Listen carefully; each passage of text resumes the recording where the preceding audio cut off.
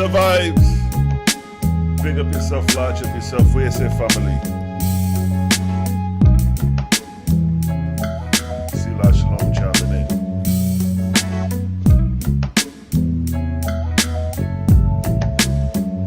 It's the vibes.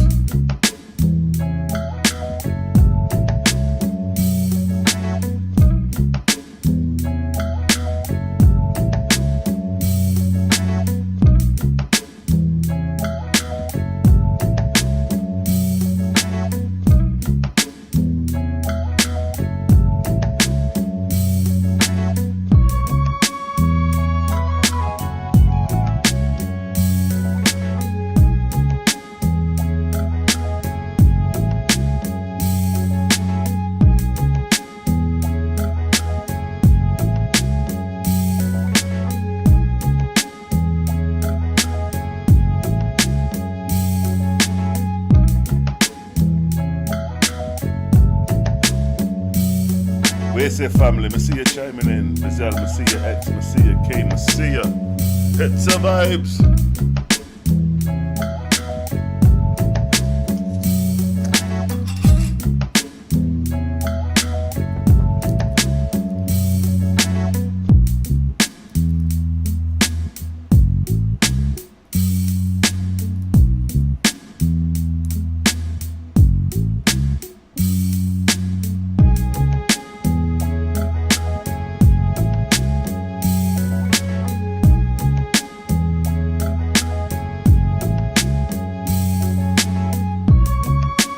Sorry for your loss, Harriet. My condolences. The beautiful thing is that the spirits of the dead do live. They get a chance to see the glories of our Creator in the life after. It's the vibes, yeah? It's the vibes. Where say Daryl Cosman, must see you, King.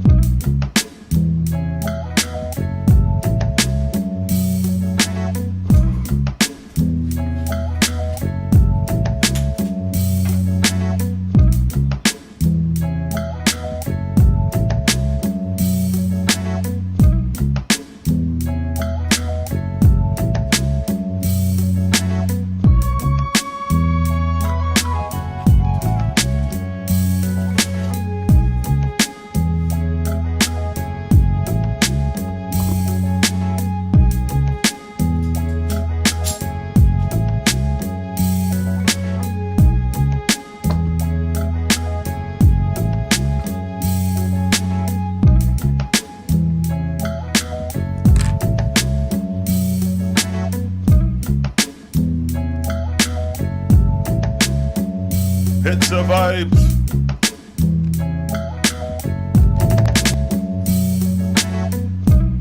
Selah Shalom TV, according to the text, as it is written.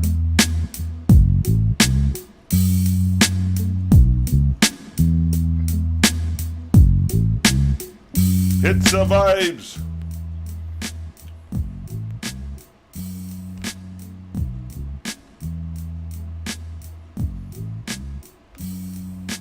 What's good, fam?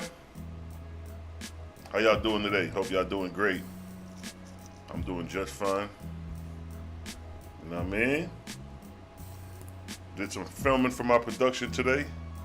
I was in director mode earlier today. You know what I mean? So I got home and was like, you know what? Let me jump on live real quick, see what's up with the fam. See what's up with the family, you dig? Yo, my condolences go out to you, Harriet. I heard you had your loss. I heard you had a loss in the chat. You know what I mean? My condolences. The spirits of the dead do live. You know what I mean? We understand spiritual progression. So anybody who cross over in spirit, who actually get killed or die, or however, it's not a bad thing. In order to inherit the Etherean worlds, we gotta die, right? Death is part of the spiritual progression. Like in the Bible, it'll have you believing that death came into the world through sin, but death is just a natural occurrence of life. Everything in creation dies. Everything in creation is born. Everything in the creation has a process of life, strength, old age, and then death. Plants and animals die.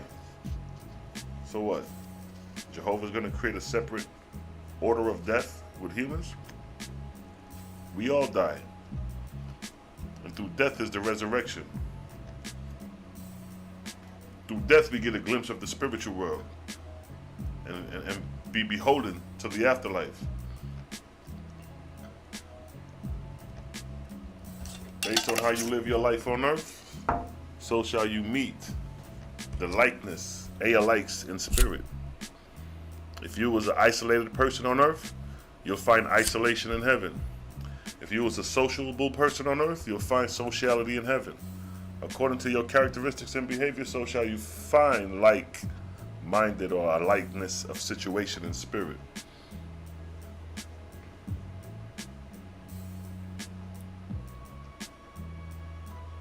They need to drop on abortion. Yeah, it's crazy because I ain't been really keeping up. I'm seeing what's going on though. So I see like they stopped the abortion. It seems like motherfuckers is in an uproar because of that. I'm like, damn, I thought y'all would be happy because they stopping the abortion. You know what I mean? But now it's like shit. The responsibility is even more now because if you get pregnant and they ain't talking about abortion, now that'll make people think and consider before laying down having children. Peace to the fam. But yeah though, I ain't got no particular topic. I just scrolled through the Oaspe and see this one particular verse in Zarathustra I may want to touch on for a second before I really get started. What y'all got going on? How y'all feeling out there, man? How's the Most High, the Creator, blessing y'all to this day? I was looking through the Oaspe in the book of Zarathustra, right? Well, it's the what book is that? The book of God's Word. And it was talking about how Zarathustra showed his spirit. Matter of fact, hold on, let me turn on the light.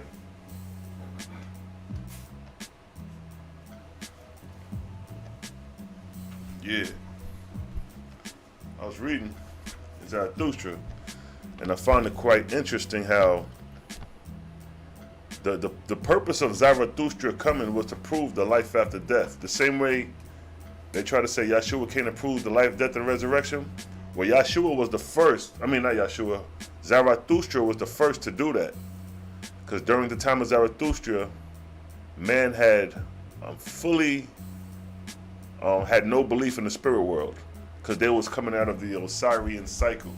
See, the Osirian cycle, or the cycle of Osiris the first, his duty was to stop all communication of spirit communion.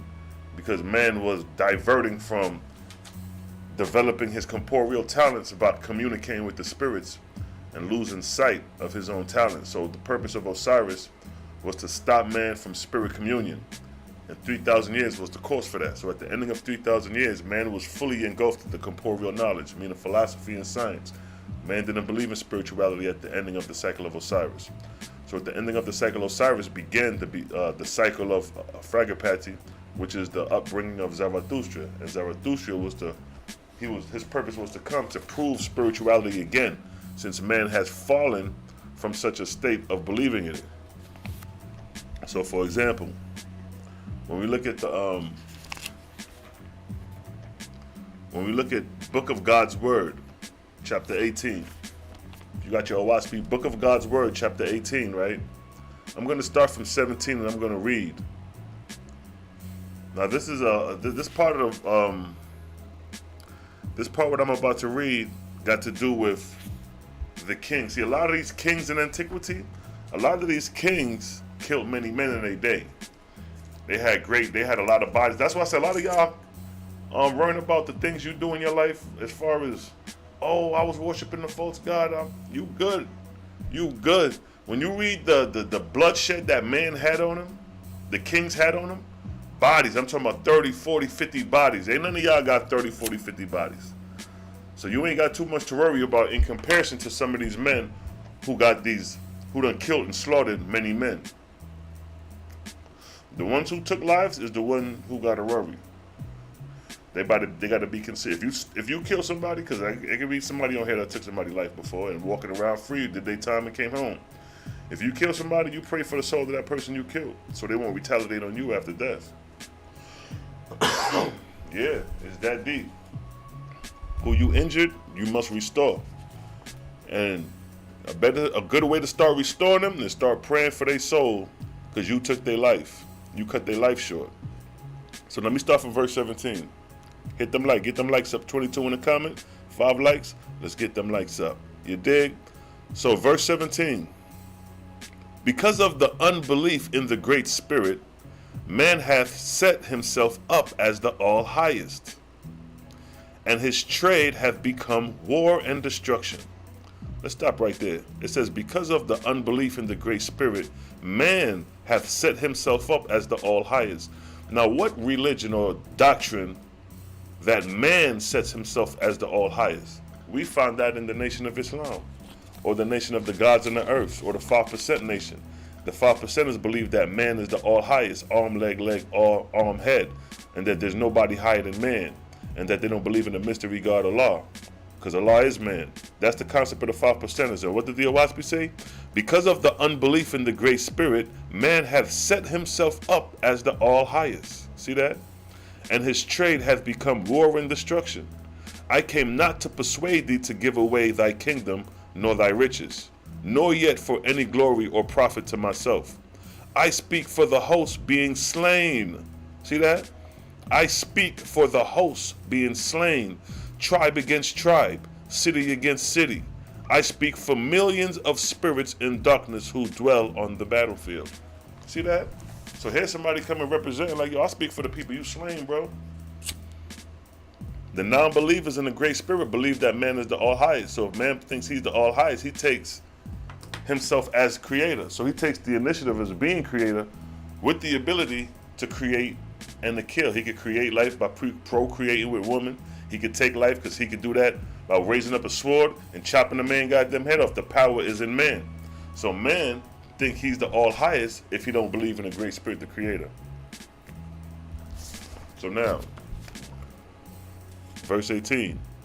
Ahu Mazda thus gained the attention of the king. Now, Ahu Mazda is the equivalent of God, true God. Thus gained the attention of the king. So it's basically saying God thus gained the attention of the king. And meanwhile, the angels who accompanied him took on forms, looking like mortals. And presently, the king and his family looked about and saw them. See that? The same way the angels appeared to John Newbro and materialized before them, the same way all the angels in the scriptures appeared before man and materialized before them. Same here. The king saw them. And look what the king do after he saw them. It says, and the king saw them and were frightened. And the king drew his sword, saying, who have entered thus uncalled? But as he advanced, behold, the spirits disappeared. The king was amazed. So just imagine you chilling in your crib. That's like I'm chilling right here, and some damn angels appear right here. I'm reaching for the ratchet, like, bah, bah, bah, what the fuck is this? That's going to be your natural inclination, because that's an abnormal activity. That's an abnormal event. You ain't used to just chilling around and some damn people just appear out of nowhere on you. You're going to be like, yo, hold the fuck up, especially in your crib. You're going to be like, how you get in here? You're not going to be like, oh, come on in, angels. You're going to be like, yo, grab the ratchet, grab the knife, get this motherfucker up out my crib. He's stealing. How he get up in here? It's a burglar. You see what I'm saying? So even the angels got to make a certain approach when dealing with man and appearing to man to avoid man responding like that and fuck up the whole purpose of why the angels is trying to tell you a message. So now, so the angels appeared to the king, right? But as the king advanced, behold, the spirits disappeared. The king was amazed. Ahu Mazda, being God, continued saying, concern not thyself because the spirits show themselves. Neither call thou this appearance miracles. Spirits are always present. See that? It said spirits are always present. Hold on.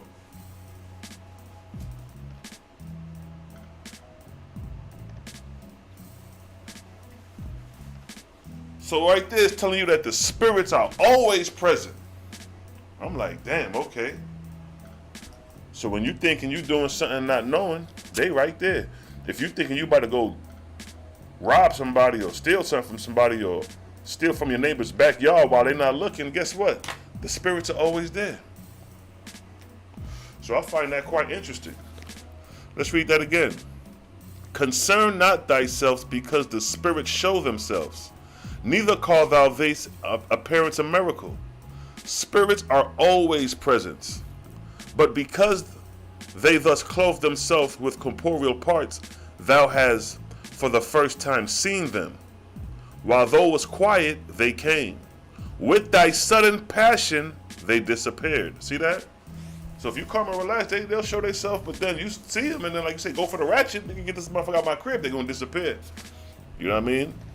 So now, verse 20, the king said, will they come again? Then answered Ahumazda, being God, saying, since thy wife and thy daughters are frightened, why should they appear again? Yet, hear thou me, O king, since thy youth up, thou hast been prepared for this. Thy wife is half bred with the Ions, the sacred people. The Ions were preserved by the gods to this end, for they are the leaven prepared for the resurrection of all the races of men. Because of this great virtue in thy wife, the spirits of the dead can show themselves before thee. See that? The virtue in the wife being half bred with the Ions is because these things is happening. See the power of the woman? Verse 21. While Ahumazda, being God, thus spoke, the angels again assumed sargas, meaning the ability to appear before mortals. And there were present several spirits, whose mortal's life had been cut short by the king's own sword. See that? The people the king killed is appearing to him in spirit. So just imagine the fear of that. Chief of them was, what's that? Awitakayeth. Aitakiwita. Awitaki, you know some of these names in the Oaspe be crazy. Awitakitha, a one-time king of the city of Segal. So not only that, the king killed a chief ambassador of a city, and that nigga appeared to him in spirit. Verse 22. The Sargas spoke, or the angel spoke to the king, saying, think not that I am dead, O king. I am not dead, except in the corporeal part. As by thy sword thou did cut me off, so by the sword shalt thou be pierced through. See that? The king killed another king, and the king appeared to him saying, yo, I ain't dead, I'm right here. You may have killed the corporeal part, but spiritually, I'm right here. And the same way you killed me with the sword, so shall ye be pierced with the sword. Now imagine you listening to an angel tell you some shit like that. A motherfucker who done passed through death. You ain't even passed through death. You don't even know if there's life after death. But here go an angel you done killed, confirming to you, yes, it is me, the one you slain. Not only that, as you can tell, I'm alive and well. You just killed the physical body. And the same way you slew me is the same way you gonna get it. Imagine an angel telling you that you done killed. Next spoke Tusain, another Sargas, or another angel, saying, till thou art dead, O king, and thy soul cast into hell, I will not cease to torment thee. See that? This is another person the king killed, and look what his words were. Till thou art dead, O king, and thy soul cast in hell, I will not cease to torment thee. See that? So you out here killing people. The people you killed got vengeance and torments on your ass. They waiting for you to die so you can get cast in hell. And then next spoke another king, another angel, gone, saying, before yesterday I brought venom from rotten flesh, and inoculate thee in the breath of thy mouth. Thou shalt cough blood and foul-smelling corruption. See that? That's another angel wishing bad to the king because he killed him. And what did he say? Let's repeat what that Gan said. Before yesterday, I brought venom from the rotten flesh and inoculated thee in thy breath of thy mouth. So this is an angel saying, yo, I went and got some rotten atmospheric flesh to try to poison your ass. When you were asleep, nigga, I'm trying to kill your ass by doing it. This is the angel telling the king these things. And these are the people the king slain. This is why the Most High, the Creator, say thou shalt not murder, because you're having vengeance. You're going to have spiritual vengeance waiting on your ass. Now, next spoke Old, saying, I come from the land of the dead, O king, with the torments of hell for thee. Then spoke we see an angel saying, I am thy first wife. Why slewest thou me? Was not the world wide enough? This nigga slew his wife. And the wife came like, nigga, why you had to kill me? Ain't the world wide enough? Why you got to? So this king right here obviously was an evil king. Because all the spirits that are appearing to him are the people who he's slain. And all these spirits got vengeance on him while alive on earth, while he's alive on earth. Verse 23. Thus the spirits continued to speak, suffered by Ahura being God, to manifest their evil desires and passions in their own way. Nor did one spirit appear who had a single good word of cheer for the king. See that? Now, one of these niggas had a good thing to say for the king. All of them wanted bloodshed in return for the king. That just goes to show you that your actions is everything. You could claim to be the chosen. If you ain't goddamn doing the works of the chosen, you ain't the chosen. If you out here killing people, you ain't part of the chosen. Hold on.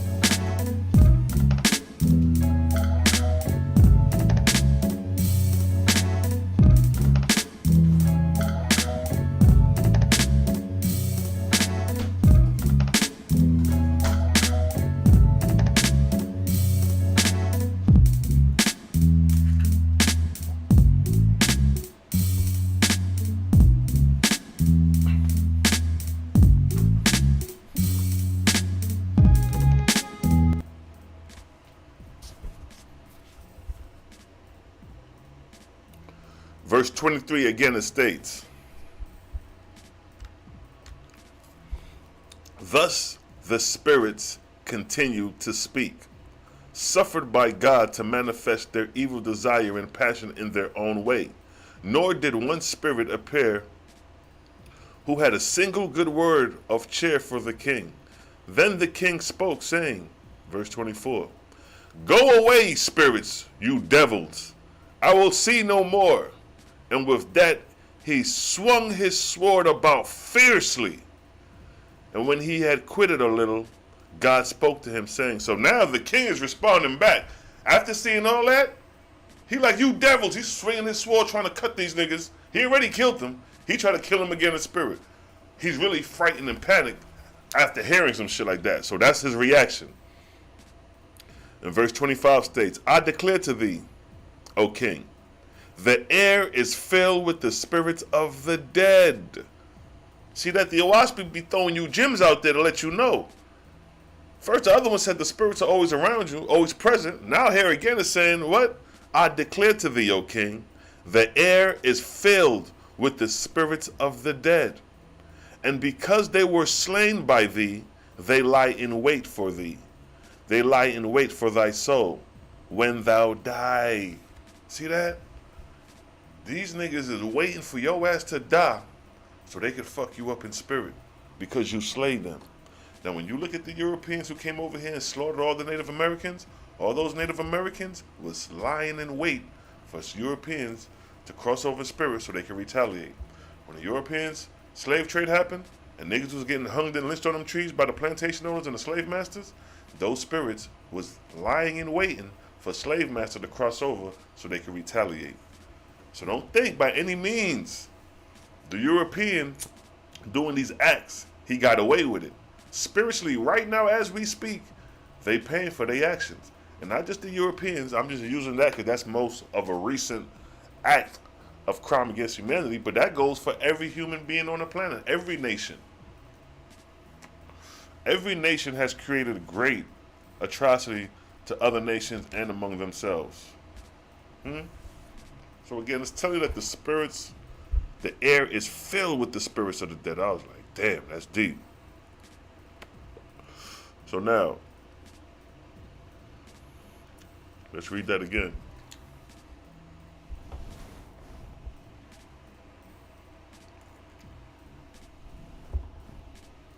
That's verse 25.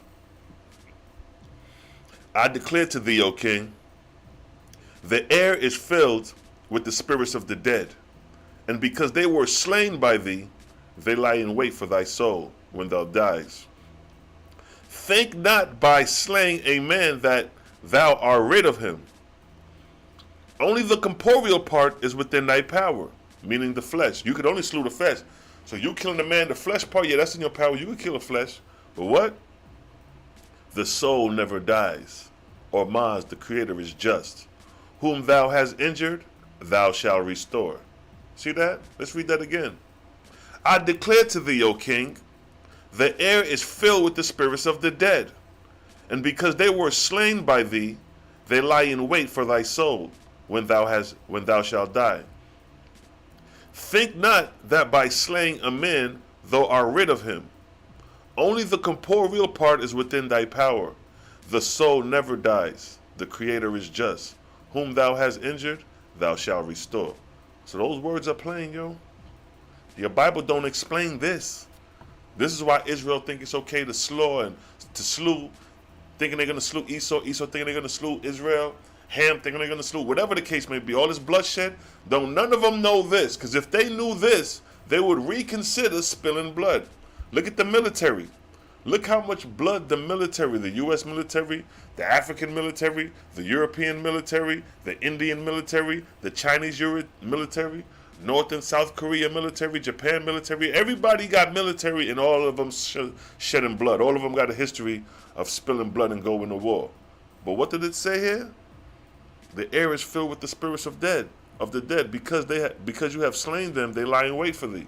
So just imagine you're on a battlefield and you kill somebody, or they kill you, and now you're on a battlefield lying in wait, waiting to get vengeance back, or still fighting imaginary foes on the battlefield. So it gets deep. This is why the Creator say, thou shalt not murder, because of these spiritual conditions that hangs over your head after death. The Bible do not explain this, not in this detail.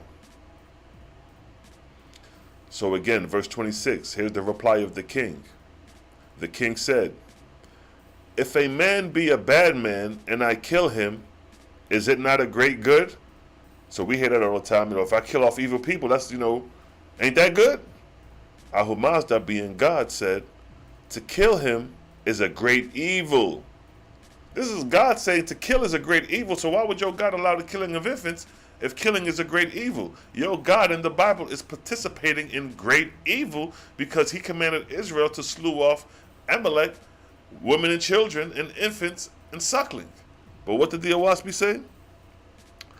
The king said, if a man be a bad man and I kill him, is it not a great work? Is it not a great good? That's like the Israelites saying, well, the Canaanites were bad, they were cursed people, so it's okay for us to kill them off, right? And that's not even a verified fact. So what did God say? To kill is a great evil. See that? Thou should convert him to good. This is God talking. So why did God influence Israel to teach the Canaanites righteousness and goodness instead of going up there and slaying them? You got to consider what you're following, because the Oaspe is going to show you that it's going to make you question your God because of the responsibility of the gods in the Oaspe. These are responsible gods. These are not emotional, jealous, and angry gods that kill and don't tell you the spiritual condition of the dead. The king said, if a man be a bad man and I kill him, is it not a great good? Ahu Mazda, being God, said, to kill him is a great evil. Thou shalt convert him to good. The king said, but if he belong to me, then God said, no man belong to thee. The same Creator created all men, and from him are all men created, and they belong to him, the Creator. The king said, but I have possession of them. They are mine. If thy creator is stronger than I, let him take them. See the mindset of the king? See the ignorance of men back in the day? Some of you niggas think like this today. The king said, but I possess them. That's like slave master. Like, I own these slaves. So the kings in antiquity were no different than slave master. Huh? Just like he said, the king said, but if he belonged to me, then God said, no man belong to thee. Like, yo, you don't own these niggas?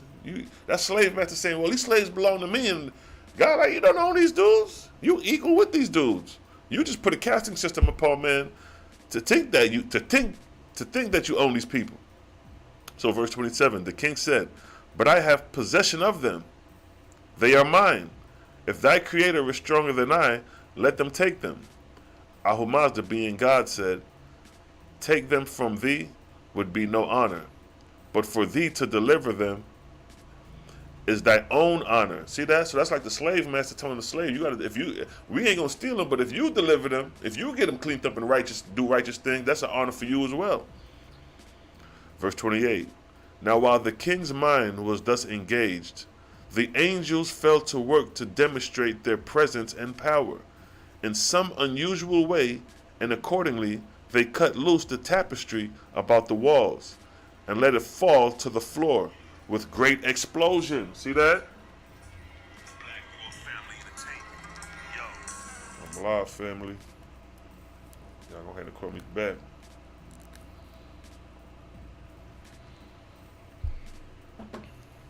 So now the angels is tearing down the tapestry, making them fall. And when they fall, they falling with explosions. You know what I mean? So where we at with it?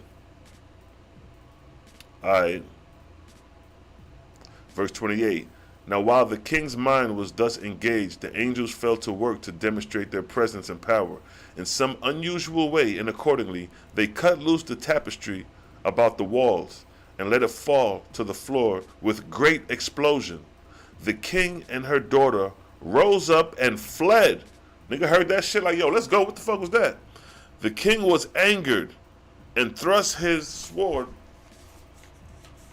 The king was angered and thrust his sword at Zarathustra. So Zarathustra, the king like, yo, what's swinging at Zarathustra, and look what happened. Below, it broke into 100 pieces, and yet no part touched Zarathustra.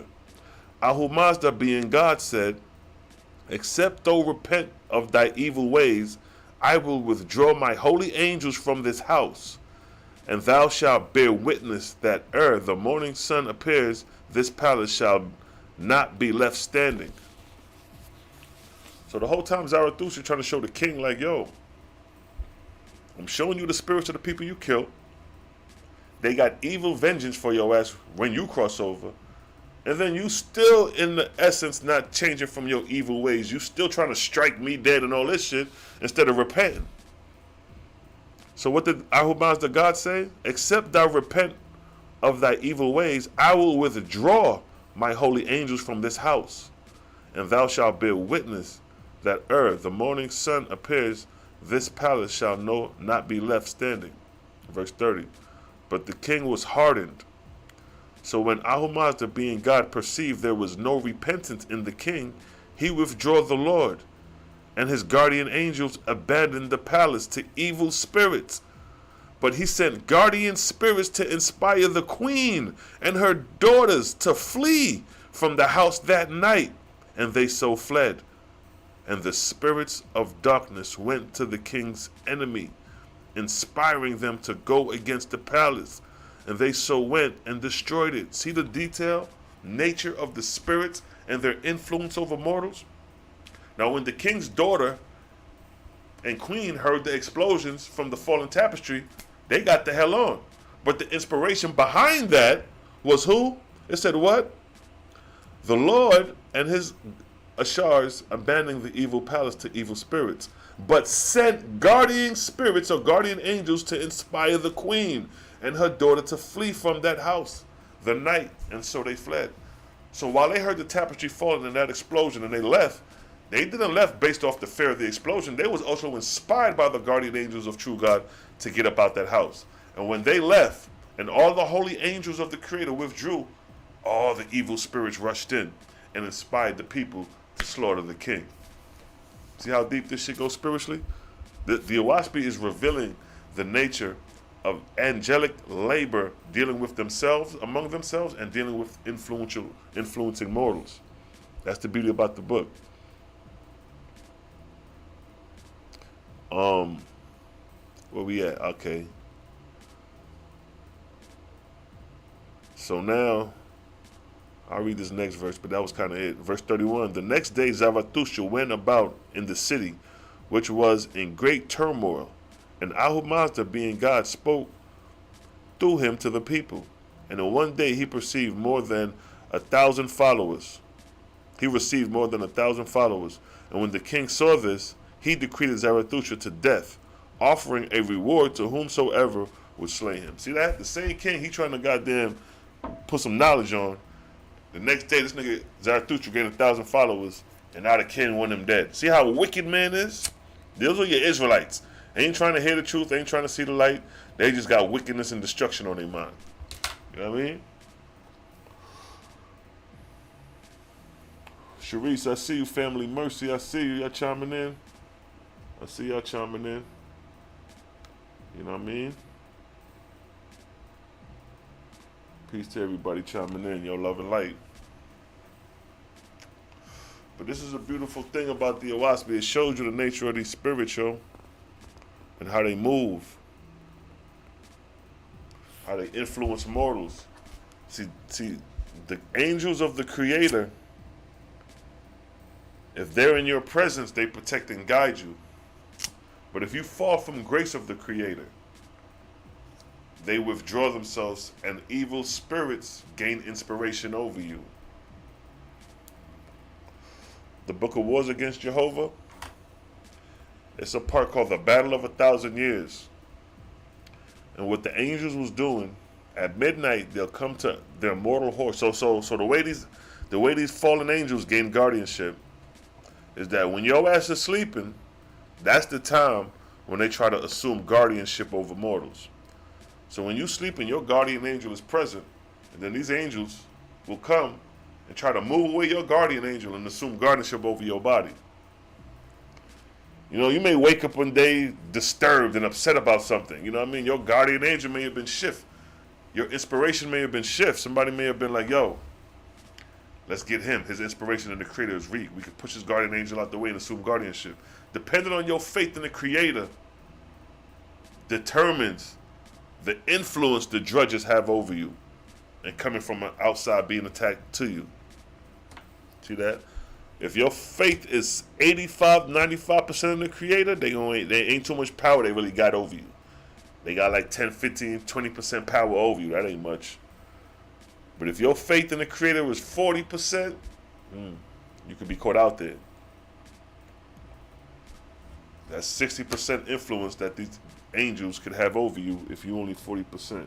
And I'm just using percent-wise so you can get an idea. Inspiration is everything. Depending on your inspiration determines the inspiring angels. That's why a lot of cats who's having trouble digesting in the Oahspe is because they don't have the spirit of the Creator. They think they got the spirit of the Creator because the God that they follow in the Bible is assuming to be the Creator. So they're under false assumption that they're under the Creator. See that? God body supernatural, I see you. The wicked and destruction of these so-called Israelites of modern day are not healed of their cluster B personality disorder that was gaslighted and projected upon the cons of the Amu. No doubt, King. The Israelites, man, they fell from grace a long time ago. Now it's the opportunity to get back to the Creator. But now they stuck in a carnal mind state because they say that John Nubro is a white man, and why would the Most High use a white man to bring this revelation? Well, answer your question is, why did the Most High choose Abraham? Why did the Most High choose Moses? What did Moses do to be chosen? What did Abraham do? They didn't do nothing specific to be chosen. When Yeshua chose the disciples, why did he choose those disciples? Why did he choose Matthew? Matthew was a tax collector, tax debt, whatever Why he gonna use somebody like that and not use somebody like a mystic man who already kind of living the lifestyle that Yahshua is trying to get men to? Why not go to those people, the sages, the magi's? Why not go to them? Why go to the nigga working in the bank and say, follow me? You don't raise those questions. You just believe. So it's the same thing. The Creator could use whoever he wants to get the word across. That's what cats fail to realize. Y'all so stuck in a carnal mind that John Newbro was just a vessel, a host to get the word out, to get the revelation out. Moses was just a host and a vessel to get the laws, the instructions out. Abraham was just a host and a vessel to tell him that your seed is going to be the promised land. He ain't going to see his seeds multiply like the stars of heaven. That's just wishful thinking from God to Abraham, according to Abraham. They're like, oh, okay. That's like somebody telling to me, like, yeah, God saying, yo, your seed going to be as many as the stars. As good as that sounds, I'm not going to be here to see that, to receive that. See what I'm saying? So for cats who still stuck on that, that's why they can't see this revelation, because they still thinking carnal. They're not seeing what they spiritual are. They're seeing what they corporeal realize. That's right, beloved. This is why it's best to constantly progress in grade of service done unto others, truly building your personal. That's right, Elijah. The service done unto others, how you progress. That's the only resurrection. The service done unto others. Where it states that in the book of divinity, when it talks, the book of judgment, when it breaks down the ascension of the grades. It breaks down the ascension of the grades to let you know where you at. See, the Oahspe puts the responsibility in your hand. It's like school. When you in school, you don't sit in class wishing and thinking about, God, pray for me. You got to gain the knowledge, gain the understanding, and gain the wisdom of the subject matter, pass with high grades, and then you move on to the next grades. You see what I'm saying? You're not waiting around for a Savior to do that. You're not waiting around for God to do that. You're not even waiting around for the Creator to do that. The Creator gave you the juice.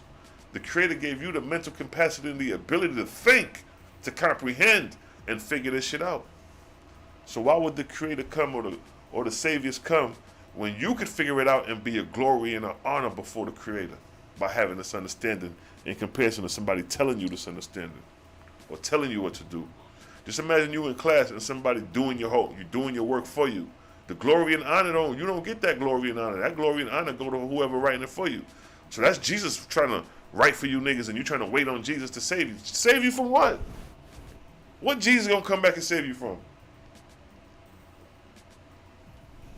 They say Jesus died for our sins. Well, sin is running more rampant than it is 2,000 years later than 2,000 years before. So what's really going on? Exactly. They don't have the answers. They don't understand what it is to spiritually progress. My book, Timetables of Prophecy. You know what I mean?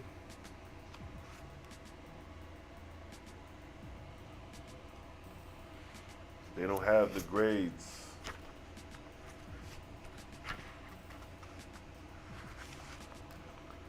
So check it.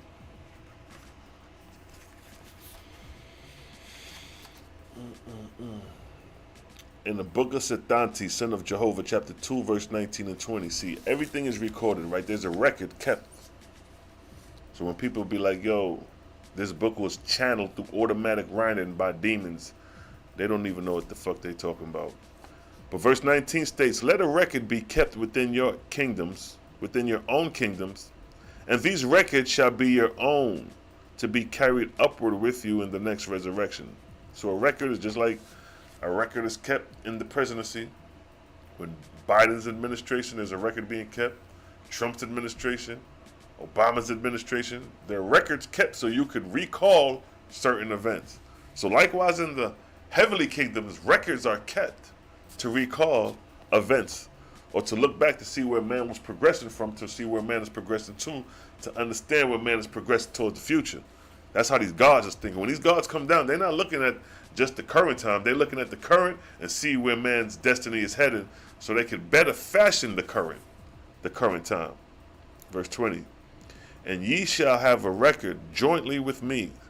separate from your own record pertaining to your kingdom's relation with me. Now, God's first book, chapter 28, verse 1 through 3, God said, "Be wise, O man, in the words of thy God. My records come not up out of the ground, nor from the books of mortals." So when John Newbro received this revelation, these records, what? Did not come up from the ground, nor from the books of mortals. Now, I would love for somebody to show me the book of Fragapatty in history. I would love for somebody to show me the book of Asar, the book of Apollo, the book of Thor, to show where John Newbro got this from. There is no record pre-John Newbro or pre-Oahspe that contains the story of Sethantes, that contains the story of Eighth, son of Jehovah.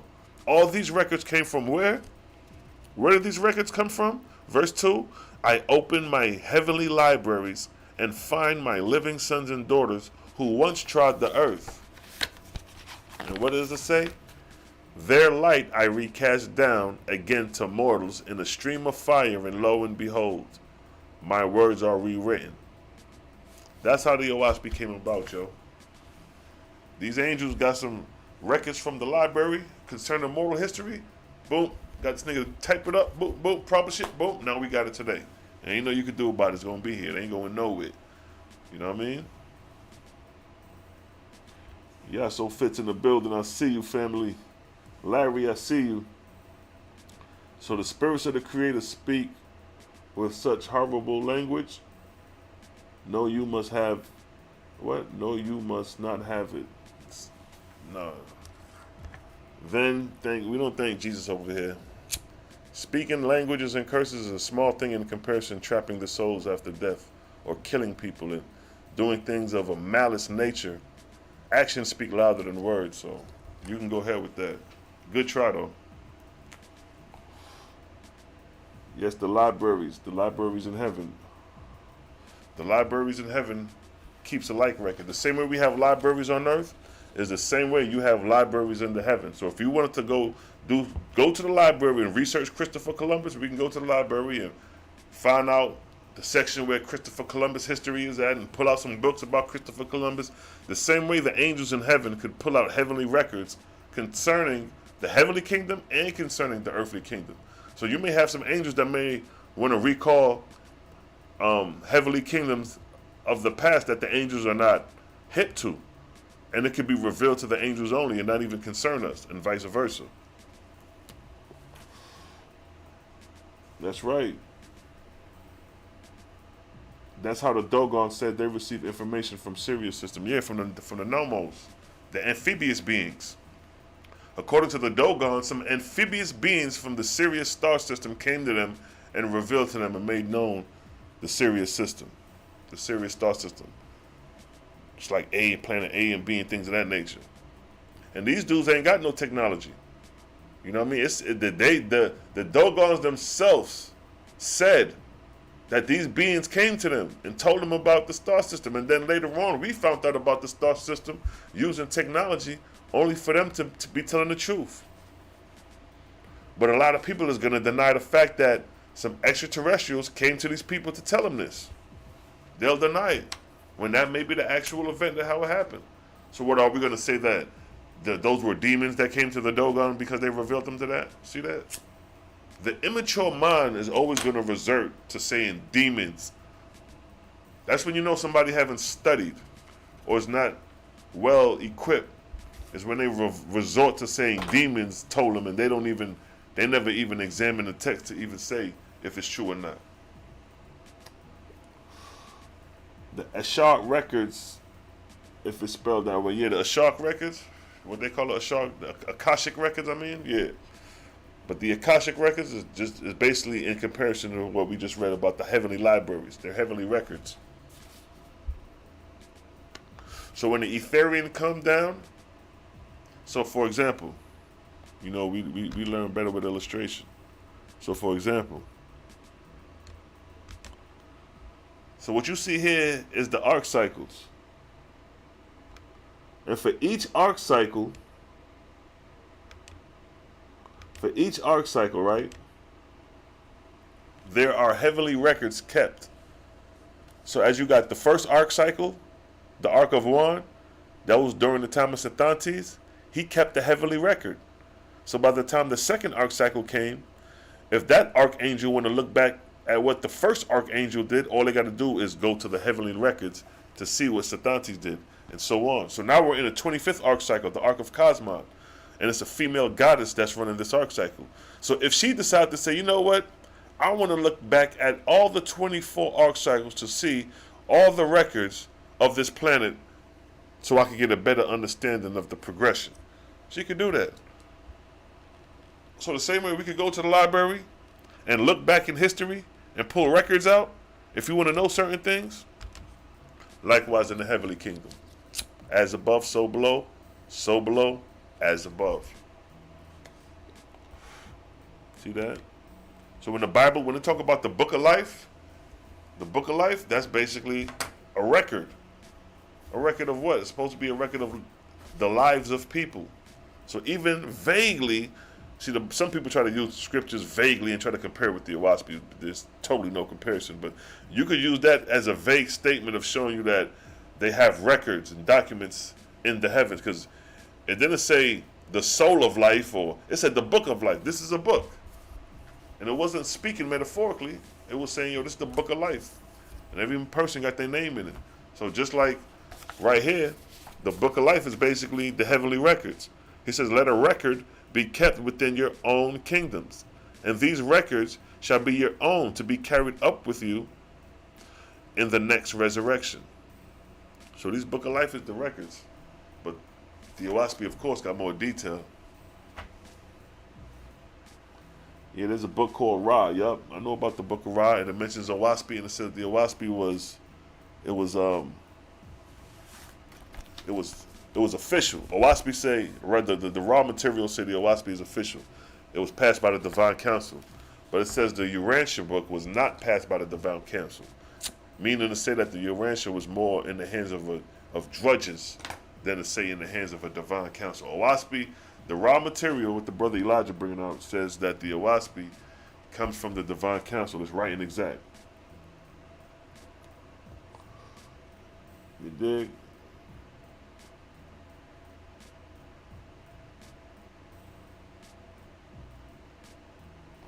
Right, exactly. That's a good one, Shebrew.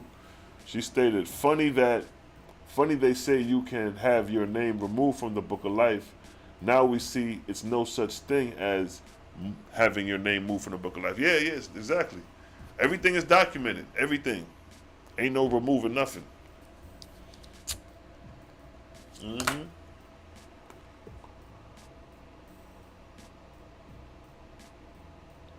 Yeah, exactly. Exactly, Mercy. It's talking about wiping your ass out spiritually like you never existed. So God don't even got a redemptive plan for his angels. You know what I mean? The Oahspe shows you that the most evil of angels get redeemed, but they go through that fall.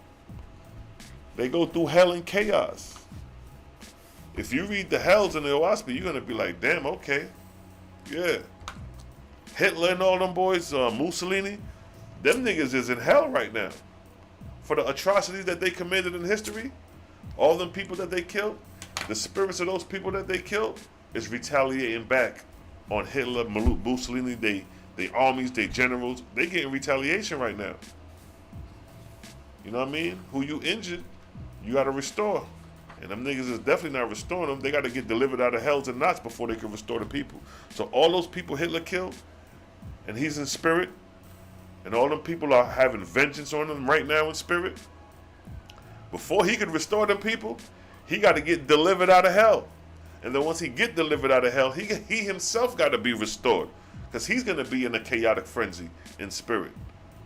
And then once he's back with sound mind and reasoning and able to judge, and he realized his fault and his conviction, then he is sent back to his army host, because once he's delivered and while he's being sentenced, the angels of the Creator are delivering the hells of all the souls that are in bond, that are in chaos, in the Nazi war and all that. From the Nazis' time, the 30s and all that, all those spirits, they're going to be delivered by true gods. So by the time Hitler come back to restore all those he misled, they're going to already be set in order. They're going to be prepared to receive their king and start the restoration process. Yo, this Oahspe is deep as hell, yo. That's why, at this point, I'm not even wasting time with debating niggas. We called it out there running. They want to play childish game. We're going to just keep continuing how sharp the sword is over here. So who you injure, you must restore. You misled 1,000 people, that's 1,000 people you got to restore. Peace, family. Messiah, sons of Israel. Yes, family.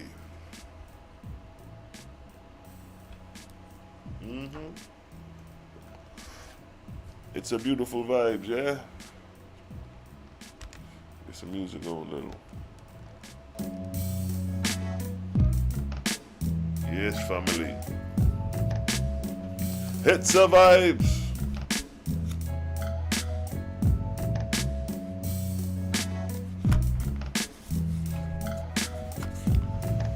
These spiritual conditions. I'm going to read you some spiritual conditions of hell to show you that if your God in the Bible was all righteousness and exact, he will explain the nature spiritually of these conditions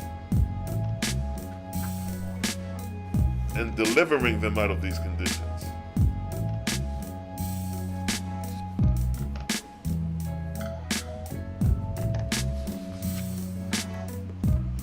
Yes, family. Hits a vibes. Matter of fact, let me do my commercial break here. Let me get my bittersweet herbals commercial break. Bang! Bittersweet herbals. What it tastes is bitter, but the results are sweet. Bittersweetherbals.com. Bittersweet herbals. What it tastes is bitter, but the results are sweet. Bittersweetherbals.com. Get your bittersweet herbals, family. Keep I body purified.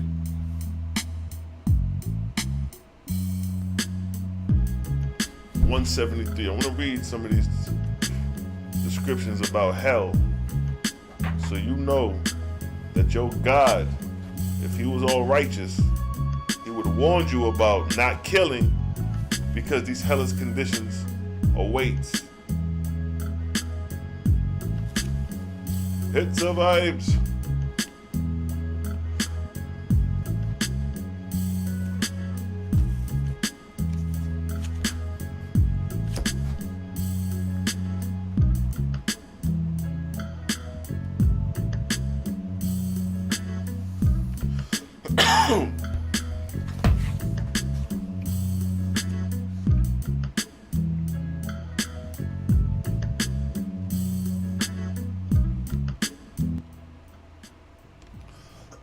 Yes, family. It's in the book of Fragapati, son of Jehovah, right?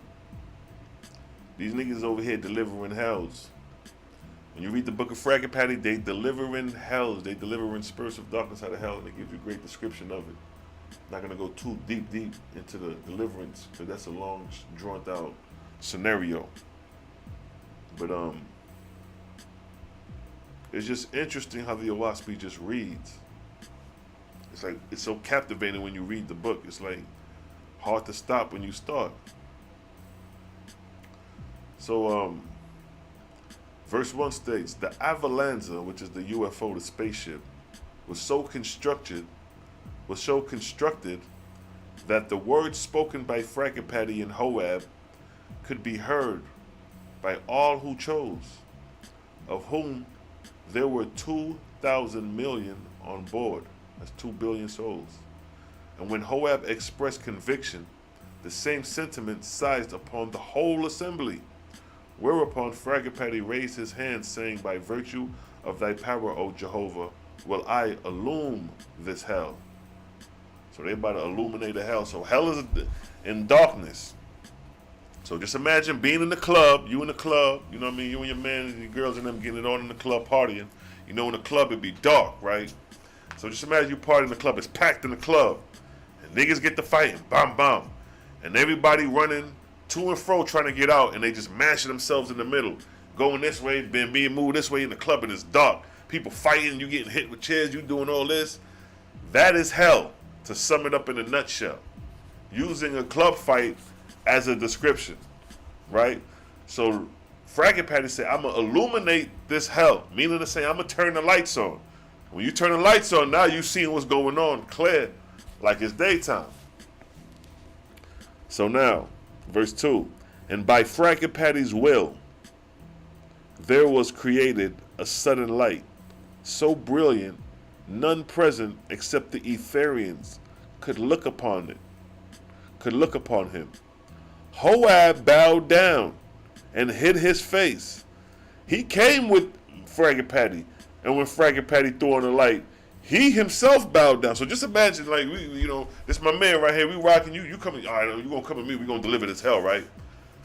So when Fraggle Patty showed just a glimpse of Jehovah's light, even Hoab, oh shit, what the hell is this? He falling down there with the drudges. And he came with the OG. Just to show you the panic and fear sometimes of Jehovah's power. So again, and by Fraggle Patty's will, there were created a sudden light, so brilliant, none present except the Ethereans could look upon him. Hoab bowed down and hid his face, and Hoab's hosts were overcome with fear, prostrating themselves on the floor of the Avalanza, the spaceship, right? Verse 3, Fraggle Patty said to the swift messengers, go at once to Meru, a heavenly kingdom. Greetings, and say that Fraggle Patty demanded at once 1 million Etherean volunteers for signal centers in Oahspe. Oahspe was the name of a heavenly realm, but now they're at the hells of Oahspe. So in Oahspe's lowest hells, bring rods of fire and water. Verse 4. The swift messengers departed hastily. Fraggle Patty then commanded that the Avalanza be archered for a day, and he and many of his hosts went out into hell. See that? They went out into hell, where the spirits were weeping and wailing and cursing, or lying in drunkenness of lethargy, however you pronounce that. Many of them were naked and foul-smelling, and hundreds of thousands of them, having had diseases in corporeal bodies while on earth. So now they're talking about mortals who had diseases while in their corporeal bodies while on earth had what? Had now carried with them into hell the substance of their corruption, even the rottenness of the plague and consumption, and of other diseases it is not even lawful to mention. So people who die with dire disease, these things are affected spiritually as well. This shit is deep. Verse 5, Fraggle Patty said, by thy power, O Jehovah, shall a wall of fire encompass these people about. They shall not escape, for were they to turn to mortals, they would annihilate them unto death. See that? It says, if we allow these spirits of darkness and disease to get back to mortals, it stated what? For were they to return to mortals, they would annihilate them unto death, meaning with their presence. Because with their presence, they come with that odor. That's like that goddamn COVID. Just imagine a band of spirits moving and they carrying that COVID with them where they move, and they come in your house and annihilate your lungs to death. So now it states, fire, O Jehovah, fire, thou art purifier. That's what Fraggle Patty's saying. Verse 6. And he cast his hands upward, and he cast his hands outward and upward in majesty. And there rose up walls of fire on the face of the mountains, and the light thereof. And the light thereof fell into the valleys of what? Ugasa, the pit of hell. To the east, west, north, and south, Fragapati turned, saying, a wall of fire, a wall of fire. And he himself shone as a sun, united with the Ethereans. No, he said, united with the eternal all-creator, wow, whose voice was power to wield the elements to his will. See that? If you got an imagination like myself, you could get a visual of what's being said right here. Let me read that again. So it said, and he cast his hands outward. So Fragapati, he cast his hands outward and upward. And then he said from the east, west, north, south, wall of fire. So as he's turning saying wall of fire, walls of fire is coming around and walling around the place as he's prostrating with his hands up. And then it said what? The all-eternal creator. Ooh-wee, it said what? Where that? It says, oh, let me read that from the, it said, to the east, west, north, and south, Fragapati turned, saying, a wall of fire, a wall of fire. And he himself shone as a sun, united with the eternal all-creator, whose voice was power to wield the elements to his will. Man, that's powerful. All this to deliver hell.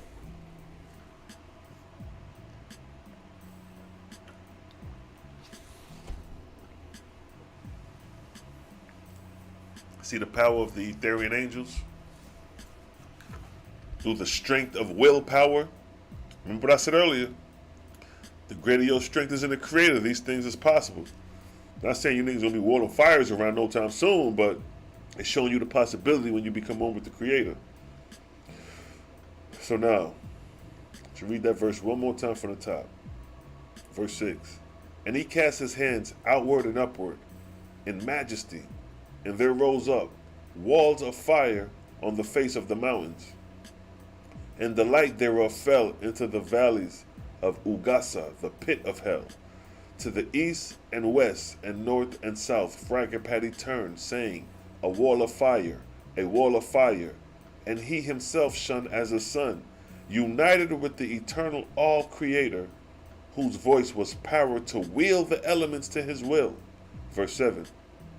Presently, there were hemmed into one field more than 500 million drudges, who, by the sudden transformation, were roused up to desperate wildness, with bated breath, running hither and thither, first one way and then another.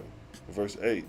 And yet there were other millions of them, so low and stupid and crazed that the others ran over them as if they were but a heap of rubbish of death. Wow, showing you the condition. You got others, once that light hit, you got the roaches scattering. They just going this way and that way.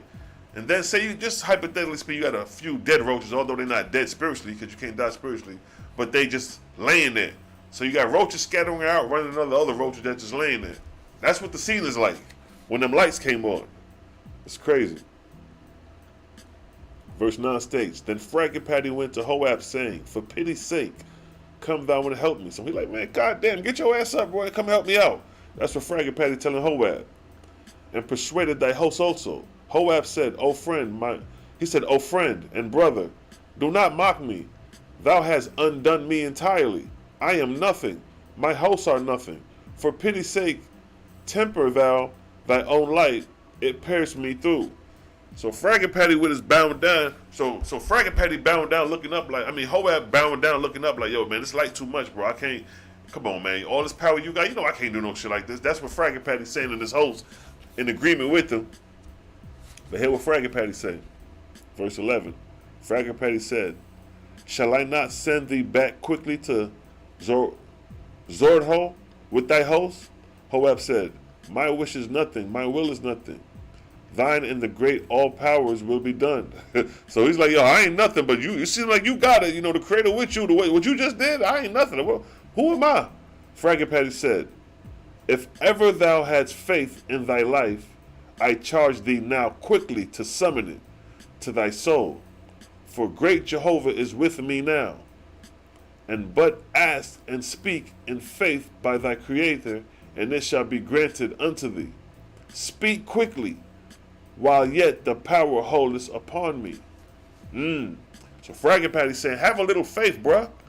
Come on, you see the power beholding, all you got to do is have faith like I got faith. So now, Hoab got a little battery in his back like, all right, I get it. I see what you're saying. Speak quickly, while yet the power holdeth upon me.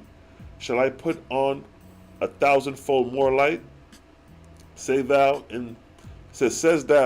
in faith I will endure all. For the glory of Jehovah give me, O fire, or torment, or whatsoever thou wilt, O Jehovah. Verse 12. Hoab trembled. This nigga scared to death. And then strained in every part. And at last suddenly sprang up, facing the light, melting in the flames of fire. And he said, I will endure all in faith of thee, O Jehovah. Give me or fire or torment, or whatsoever thou wilt. Henceforth I will do for thee forever. So he repeated what Fraggle Patty told him to say. So now he got the guts. He stood up. He's facing the light. He's burning away because the light is too much for him. But he's enduring through faith, repeating the words of Fraggle Patty. And what does it say, verse 13? Presently his spirit took the crystal form, and the victory dawned upon his soul. A smile denoting knowledge of all holiness and majesty gleamed in his countenance. So now, after he burnt a little, it was just for that purification period for that soul to crystallize. So his soul is crystallized. He know he was standing in the light, and he smirks like, oh, I get it now. That's what he's saying. So what happened? So presently his spirit took crystal form, and the victory drawed upon his soul. A smile denoting knowledge of all holiness and majesty gleamed in his countenance. The light began to retract and to reflect from his face, brilliant and sun-like. He had conquered and won. He said, thanks, O Jehovah. Verse 14, Fraggle Patty said, quick now, seize the goal, go forth practicing thy light for others, and it will grow giant, and it will grow giant-like. And Hoab was strong in faith, almost mad with the delight of such wondrous change.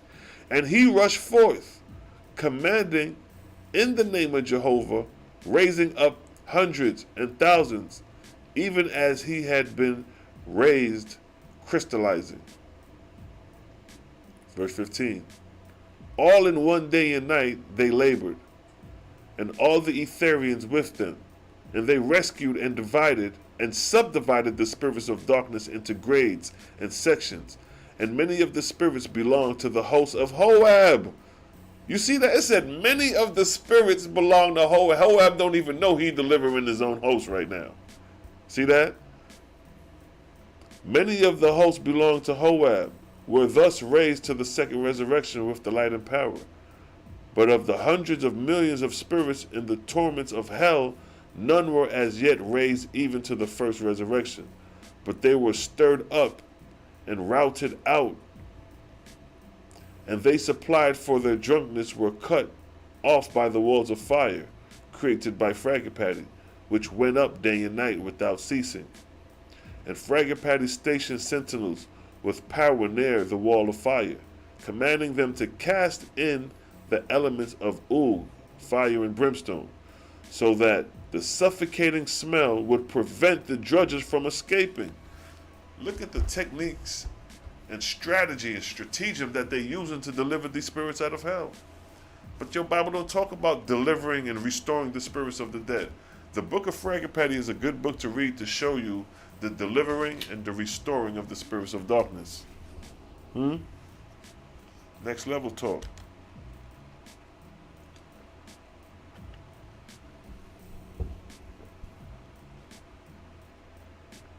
Next level ish.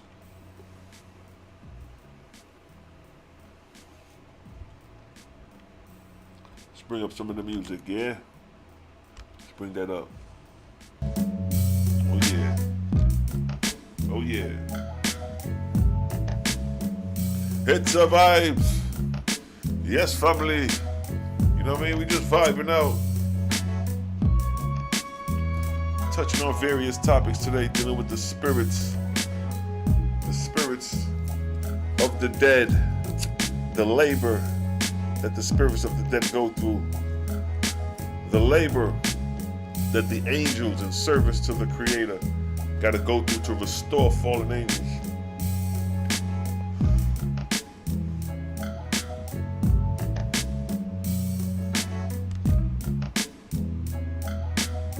Suffer for suffering, no doubt. Tried in the fire. Exactly. So when you're in the fire of Jehovah's light, you'll feel like you're burning, but that's only the process to get to the crystalline state of spirit. It said the spirit was crystallized form. I'm like, yo, let's crystallize?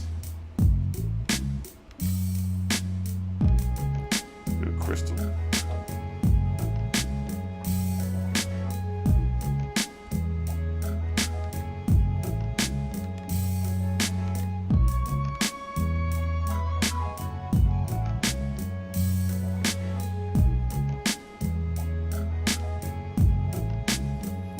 It survives. It said the spirits was in a crystal. The spirit had crystallized.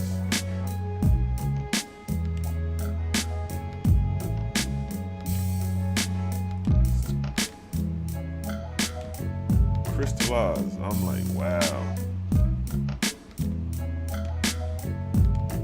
See that? Crystallized foam. It said the spirits. It said the angel body, after burning in the fire, after his spiritual body burnt and overcame the fire, it crystallized. So like when you burn charcoal, a diamond, it's carbon under great compression and heat, it crystallized. Same rules apply. See that? So when these angels come, they crystallize. When you see them in their glory, they crystallize. So the angels could make themselves look like crystallized form, or they can make themselves look like flesh and bone. Ain't that something? Either or.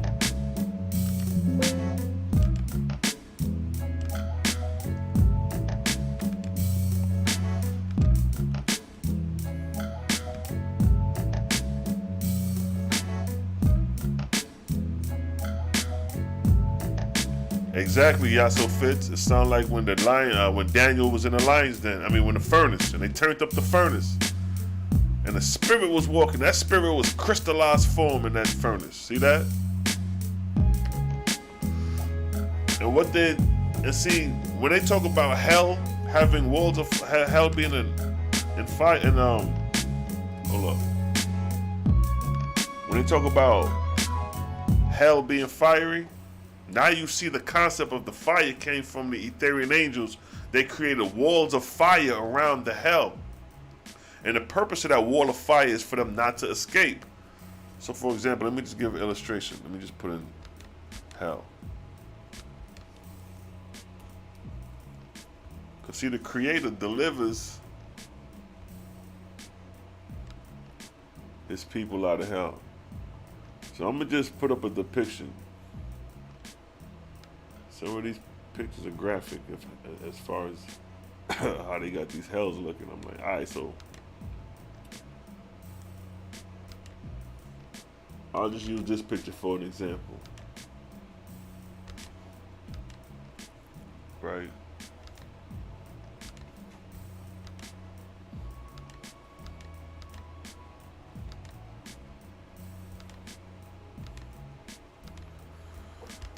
Now there's a picture, I just use this picture as a depiction of hell, right? Let me size it to frame, bomb. So this is a picture of, let's say, hell, right? And that fire, that wall of fire, that cloud that's surrounding the city, or the fallen city, is the equivalent of when Zarathustra was saying a wall of fire to surround the hell so they can't escape. See that?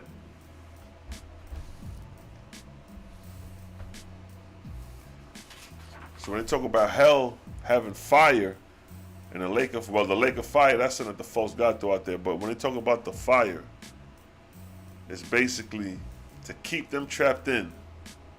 And then the process of deliverance takes place. That's another read in the Oaspe. I ain't gonna read that. That's pretty lengthy, but it talks about how you could deliver these hells, set them up, and because as we was reading, it said there was dividing it and subdividing the drudges in different grades and sections. So they're already preparing how they're gonna deliver these souls or these spirits, these drudges out of hell. And once delivered out of hell, where delivered, they're gonna take them to certain heavenly plateaus where the restoration process begins. And once the restoration process begins and these angels are restored to sound reasoning and judgment, then their God is brought back to them to finish the deliverance. So for example, with Luamung, since we savvy to Christianity and we savvy to this modern day religion called Christianity, Luamung went through the same process. He was cast in hell, he had to be delivered. So while he's being delivered, his host and his followers are being delivered as well. And as they're being delivered and restored to sound reasoning and judgment along with him, he's sent back to them wherever they're at in that colony in heaven, and they're going to together restore and raise themselves up to a suitable grade to enter the Etherean realms. And the other angels that are rising up, taking Luamung's place as a false god, because there's other false gods out here that are doing the same thing that Luamung and them did, repeating a cycle, because the cycle just repeats. Oaspe shows you that from the time of Sathantes to where we at now, false gods always rise up. And you're always going to have false gods rising up during the cycles. And what these false gods usually do, they rise up and mimic whatever popular god that was in the past. So you're going to have false gods rise up that's going to mimic Luamung. They know that Luamung rose up and fell and all that, but they still want to be OGs. No different than gangbanging, right? You see the big blood over there, you see the big homie over there, you want to be like him. So they go act out and do what the big homie do. But the big homie could be like, man, you don't want to live like that. I done been through that. You don't want to do that. But they ain't trying to hear that shit. They want that crown on their head. They want to be the big homie. They want to put in that work. So the same way you could display that in street activity is the same way it applies to heavenly activity.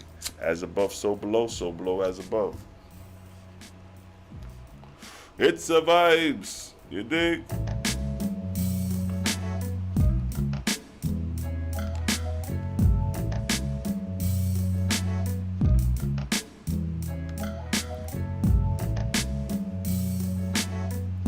Oneness, family, Messiah.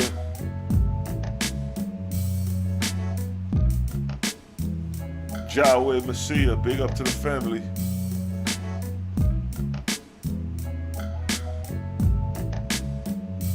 Explain who Luamung is. Luamung is the false Christ. The very, very first mention of Luamung in the Oaspe is when Aja came. It was a falling meteorite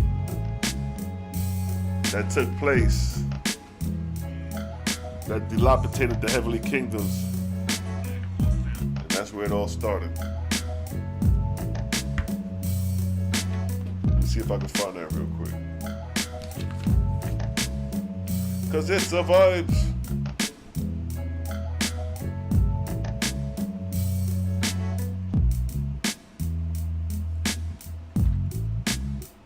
Luamung and them boys come on the scene, family.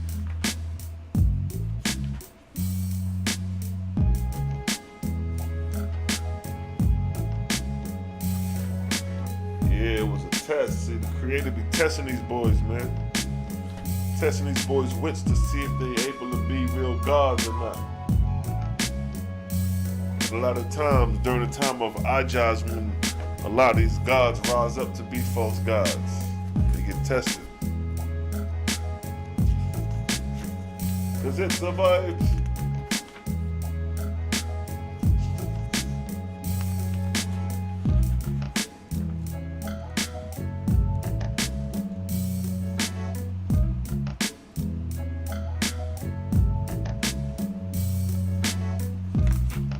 family. You don't know it's the vibes. The music, you can just play it, man. I say nothing and it's still a vibes, yeah? See what this dude's at, yo. Right here. Alright, so check this. The very first mention. It's a vibes. The very first mention of Luamung in the Oahspe. For those who may be curious, the very first mention is in the book of the God's Book of Esra, chapter 13. That's the chapter the very first time he's mentioned, and he's mentioned in verse 13. So now, this is the reason why Luamung became a false god in the first place. This is what set the token for them to even rise up and decide to become a false god. So it states in the God's Book of Esra, chapter 11, verse 1, it states, "And now it came to pass, and now came earth and heaven into the Aegean forest of Ago-Adinis. And the pressure was upon all sides of the earth's vortex beyond Shinvat, the border of the vortex." So what's happening is that the earth is traveling into an atmospheric region of density called Aja. And the pressure of this atmospheric region is putting pressure on the earth and its atmosphere. Verse 2. "And the heavenly kingdoms were stirred up, and the nations of the earth were in trial." Verse 3. "In the great city of paradise,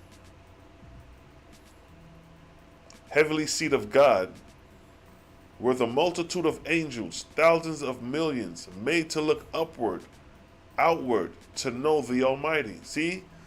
We looking up and out. When we pray, when we deal with the Creator, it's up and out. We looking out. We're not looking and bowing our heads to the ground. We're not dropping to one knee doing this shit. When we deal with the Creator, everything is up and out. Even the angels. These are holy angels, up and out to receive the Creator's message. Right? As far as the objective view, the objective point. So again, it states what? "In the great city of paradise, heavenly seat of God, were the multitude of angels, thousands of millions, made to look upward, outward, to know the Almighty." Verse 4. "As Aja meteorites driveth the weak angels out of heaven to seek a lower field, so do it on earth, drive polluted nations to war and to advise to death." Alright, verse 5. "When yet but the second shower of a dozen years had fallen, mortals in many nations and earth rushed into war. And even the faithless began to clamor for kings and standing armies, with great captains and generals to lead them on to mortal dominion." So right here is during the fall of Aja comes war, destruction, the rise of fallen angels, because angels fall and then again start to assume guardianship. So the cause of Luamung to even break away from the Creator is this event right here, this fall of Aja. That's what caused it. Now let's skip over.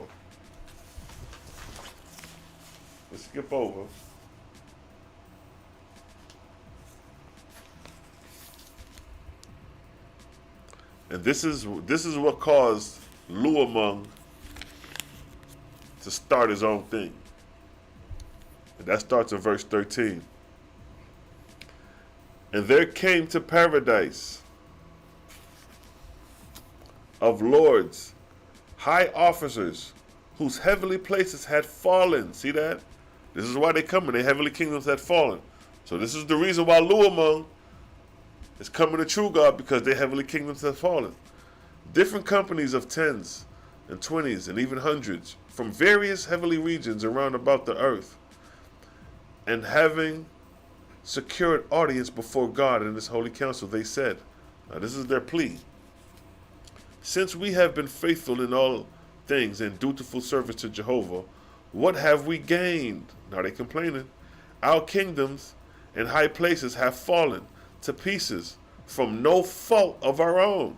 So that's like the meteorites fell, dilapidated the heavenly kingdoms. So they're like, we ain't do like, that's like nature tearing up the house. Like, you know, our house all destroyed. That ain't our fault. So that's how they addressing the situation. Yeah, our angels have gone off into anarchy. Where then is the justice of Jehovah? Verse 3. True God talking. Here's true God response. True God said unto them, of what profit under the sun is discussion? Like, is this discussion? If ye fail in one way, try another. And in no case seek to justify yourselves before Jehovah. He is judge. See that? That's true God telling them, like, yo, if one way ain't working, try another way to clean up your heavenly kingdoms. You know what I mean? Don't come over here complaining, justifying yourselves before Jehovah. True God being stern with them. Verse 5. There are already hells that have been standing for years. Is it not wiser than ye join together and go and deliver them? Behold, Jehovah hath furnished us roadways beforehand, and his voice came to us, prophesying that this same darkness shall come upon us. And ye were advised, see that? And sufficient time to provide for the worst. So true God, like, don't even play around like you ain't know this day was coming. That this great storm coming through this atmospheric density that this was going to take place and these meteorites were going to fall and dilapidate some of our heavenly kingdoms. You knew this was coming. That's what true God telling them. You was forewarned. Huh? And what did they do? Verse 6.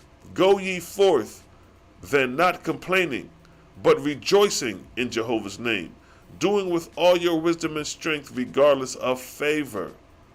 Verse 7. Thus they came, group after group, for years before God. But God, thus were they came, group after group, for years before God, but were forever rebuked in the spirit of Jehovah. And they went away, but not to work righteously, but to sympathize with one another, and to complain against God and against the holy council of paradise. So instead of taking the words of true God by saying, you know, it's hells out here that need to be cleaned up, go clean up the hells. They're like, we don't want to do that. We want our kingdom like how it used to be. They don't want to even clean up the debris in the heavenly kingdom from the fallen meteorites or the fallen Ajah. They like, nah, we don't want none of that. So now they complaining against God and the holy council. They sympathize with one another. This is how Luamon comes out. This right here is what I'm telling y'all. This is what produces Luamon.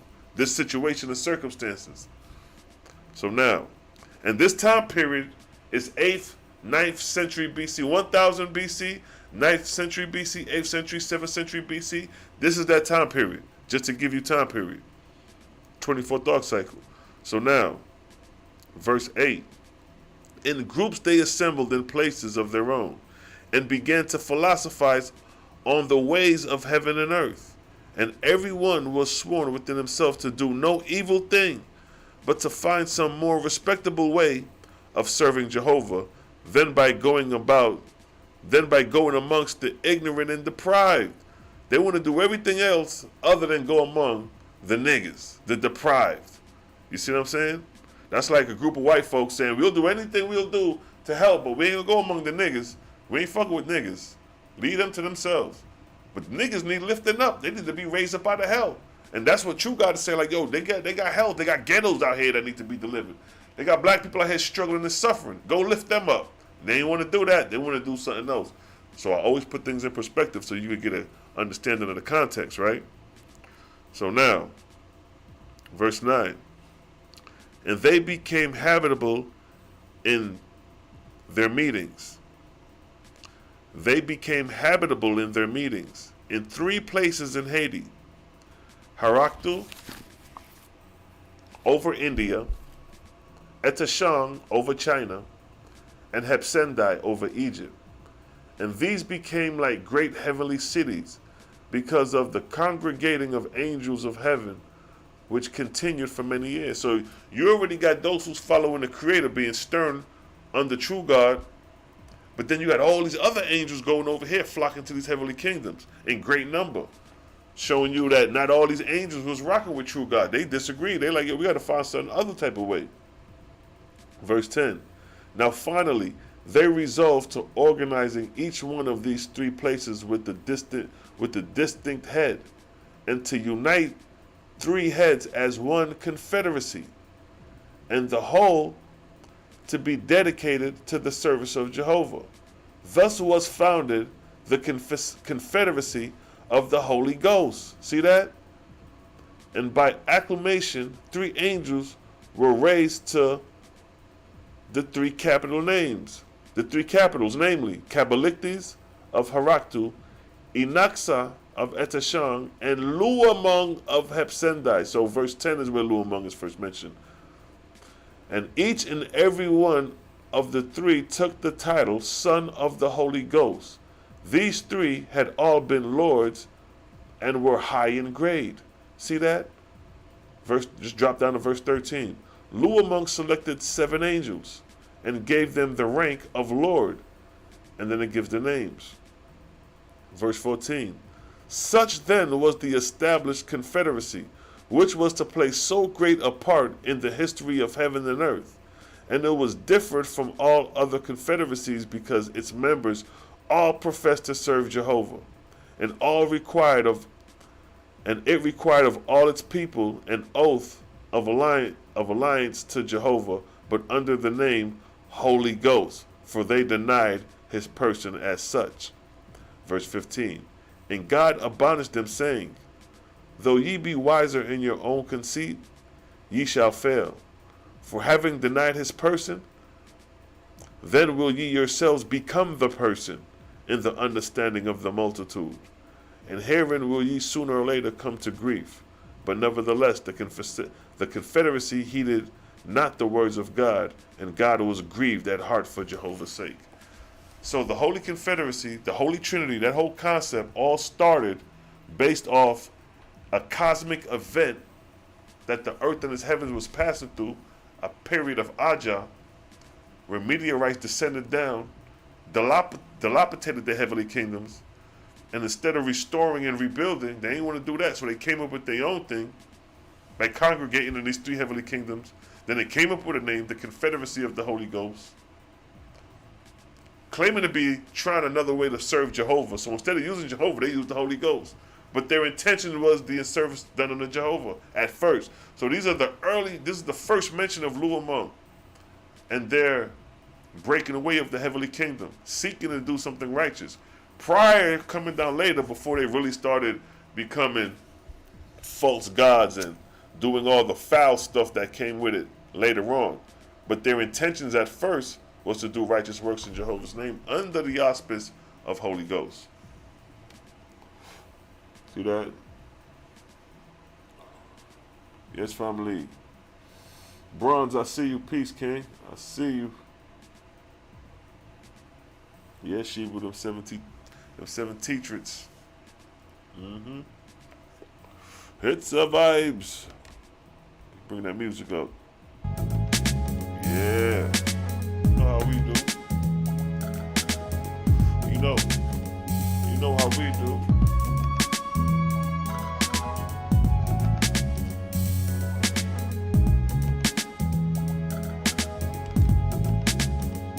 Hits the vibes.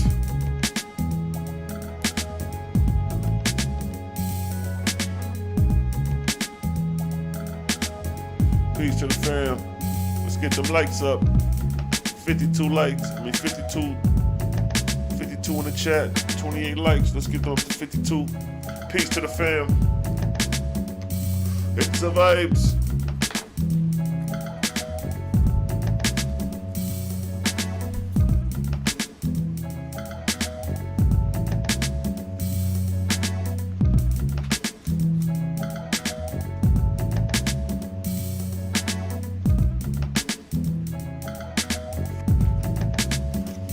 It's the vibes.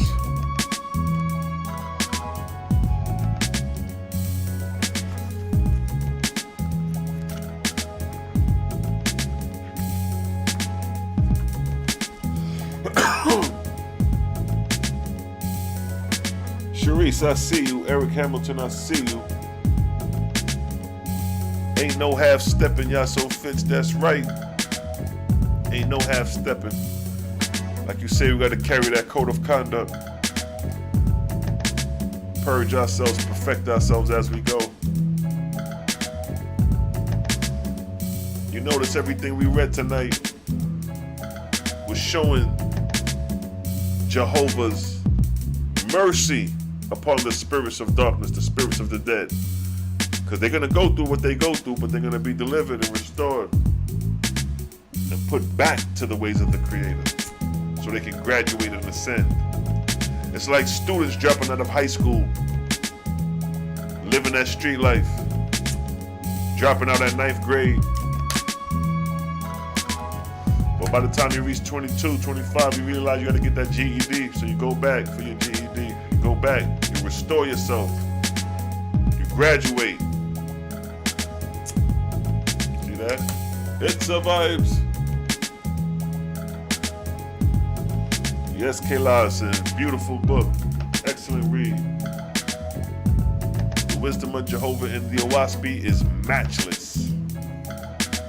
The biblical God, the Bible, words cannot compare to the words of the Oahspe when it comes to the wisdom of the Creator.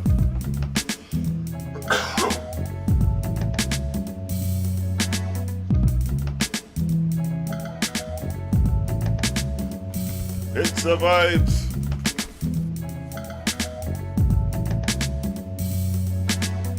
And let you know what happened. And let you know how Israel fell.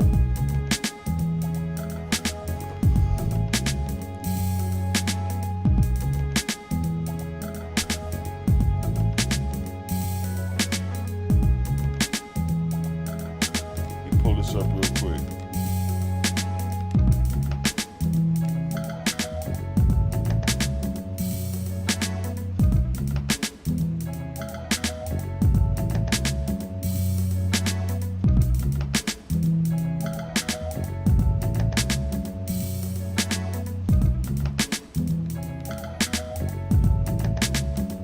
It survives. Yes, family. You know how we do.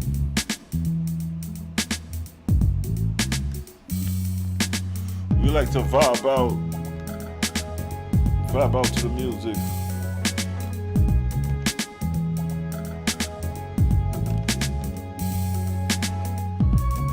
Trying to pull something up right quick. Check this, family. Watch this, family. You know, people be wanting to know if they got prophecy in the Oahspe.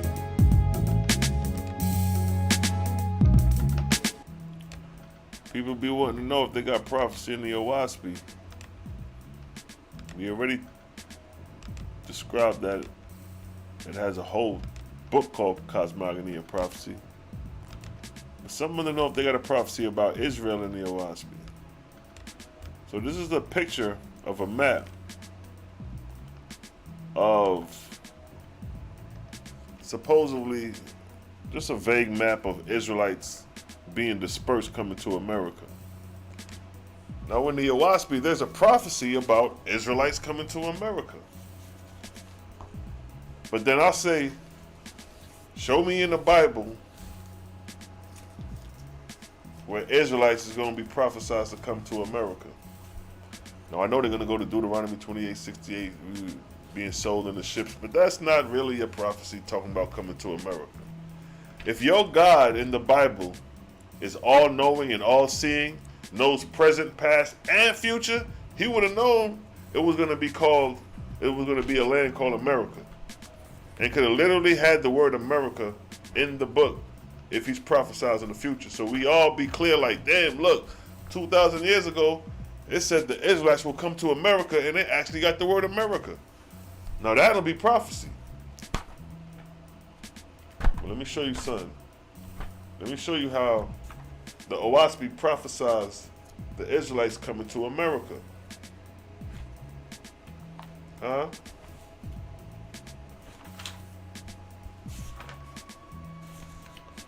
Oahspe prophesied this. I was like, ooh-wee. Ooh-wee. Let me find that verse right quick. Here you go, right here, right? So check this. For those who want to know the prophecy of the Israelites coming to America in the Oahspe, it's in the book of Lakewood, son of Jehovah, chapter 4, verse 12. That's where it's at. And I'm going to scoop down to where it gets to Moses, because there's other prophecies of other prophets during that time being spoken about, but I just want to get to Moses.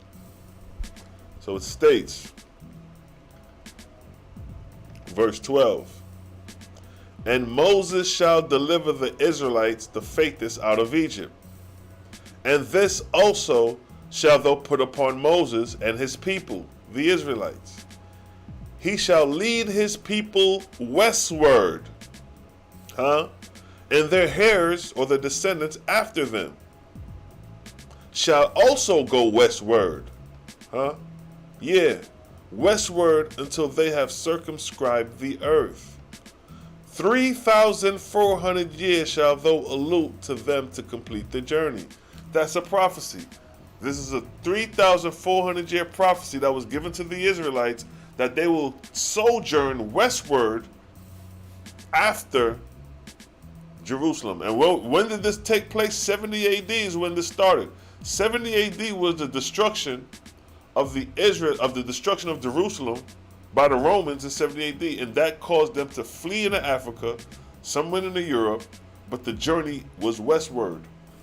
So now it states again, 3,400 years shall thou allude to them to complete the journey. And wherever they go, they shall establish my name, Yahweh, Jehovah. They shall lead all people away from all gods, to believe in the great spirit who I am. Verse 13. And when they have carried my name to the west coast of Guatemala, in parentheses, North America, and established me, behold, I will bring the earth into Cosmon, and my angel shall descend upon the earth in every quarter with great power. And it shall come to pass that the Israelites of the children of Moses shall find the faithless of the children of China and the children of Capilia.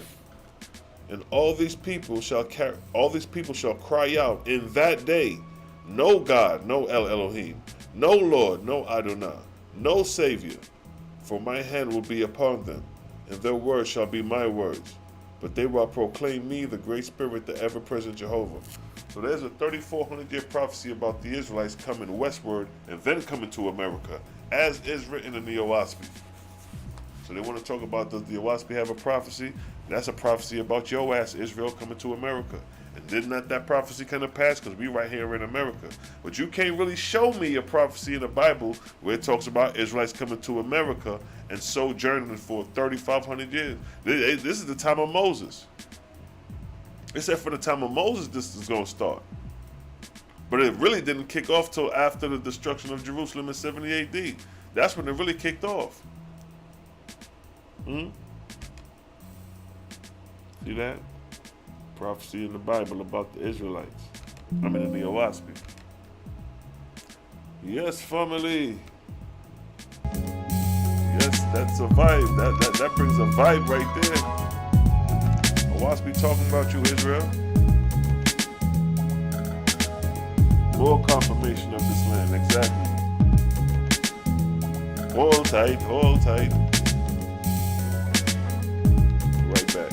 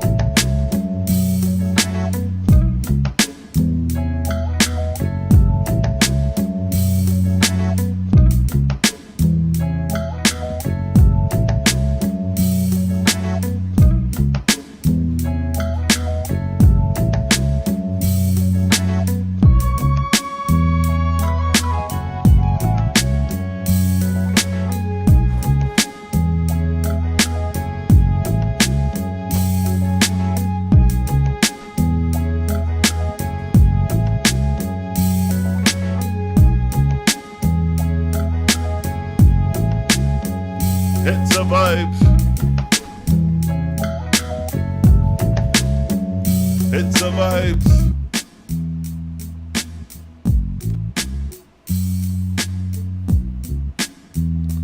Greetings. Oh, I see you. I see you. Peace to the fam. Stephen, I see you. Peace to the fam.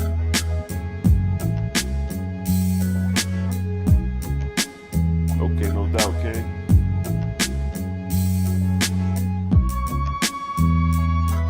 Israelites gonna be all over this book now. Yeah, you got the history of a lot of them in there, man. The land of America is the promised land, even states, and the keys of the book of Enoch. Interesting. Yeah.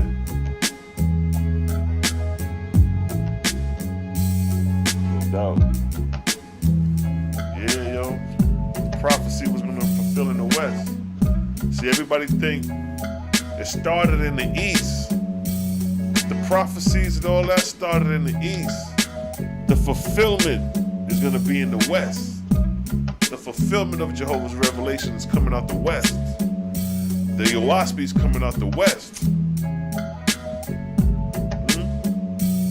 This revelation came out the West, not the East.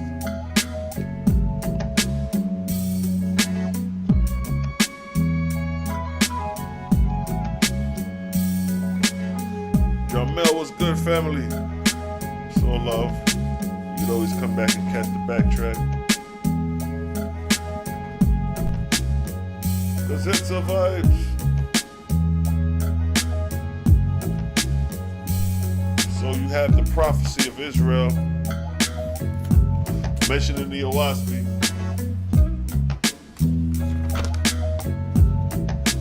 Book of Lakewood, son of Jehovah.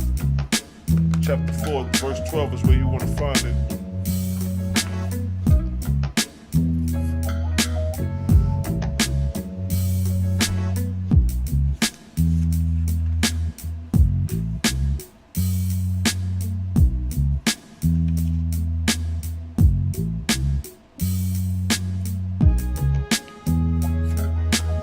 The wisdom of Jehovah is matchless.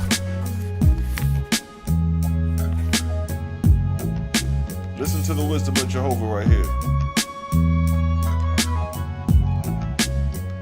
Hits of vibes. Book of Lakewood, son of Jehovah. Chapter 6, verse 8. Alright, you know what? The words of Jehovah are so sweet. Let me start from 2. The voice of Jehovah spoke out of the light, saying, as I taught Corporeans to build ships to transverse the corporeal seas, so have I taught Ethereans to build vessels to course my Etherean seas. See that? As I bound the Corporeans that he could not rise up in the air above Corpor, so but by a vessel or balloon, so created I my heavens for the spirits of men, that by manufacturing vessels they may course my firmament. See that? So when you see UFOs and spaceships in the sky, you ain't tripping. These are angels coursing the firmament in their vehicles. The same way we get in our cars and drive from work, state to state, to the store, to the grocery store. These angels got vessels, heavenly ships doing the exact same thing. Verse 4. For the little knowledge I gave to Corporeans I made as a type of knowledge which is everlasting. See that? So the talents don't end.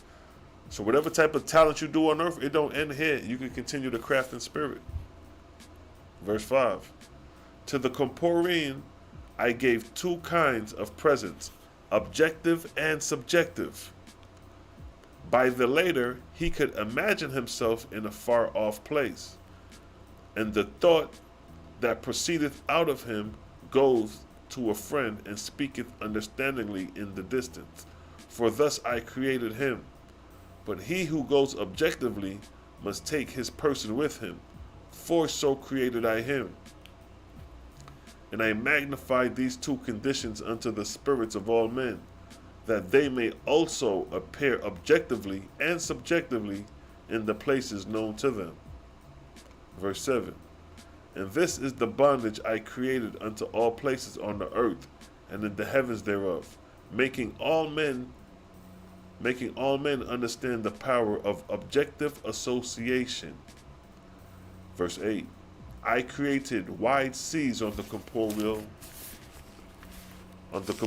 earth, that man should perceive that one man alone could not cross over, nor in a small boat with any profit under the sun. Neither created I my heavens in the firmament that one angel could go alone on long journeys, becoming isolated and powerless. But I provide them that they may not escape association. Yeah, I created the firmament that they must congregate together and go. Nevertheless, I give freedom unto all, to him that goes not objectively, to go subjectively, but of little avail and not much or profit, or not much truth or profit. And because I gave this liberty, behold, even drudges will say, yeah, I have been there. Nor know they how to raise up from the earth, or go to any place except another shoulder. Verse 10. And I created men and angels, that all knowledge which is to be everlasting must be obtained objectively. Yeah, in the experience of his own person made I him to desire without end. And they fill my seas in the firmament, and they fill my seas in heaven and earth with their great ships. See that? Spaceships. With wants that could not be satisfied in one place created I man. For I drive him forth on strange errands and on missions of profits and love. For I will store him with the knowledge of my works. See that? See that? Creator showing you like, yo, I got worlds out here for you to go see. I got ships that you can create, vessels, and go transverse and explore my heavenly kingdoms. All within the spectrum of the vortex of the earth, or the vortex of the solar system. See that? We ain't read nothing about no evil things coming from the righteous God yet. Creator gang, what's good? Zo Fitz, gang, God and Neravinian goddesses. That's what the acronym my brother Yo Fitz made up for gang. G, God, A, and G, N, Neravinian, G, God. Goddesses. So it's God and Neravinian goddesses. Creator gang.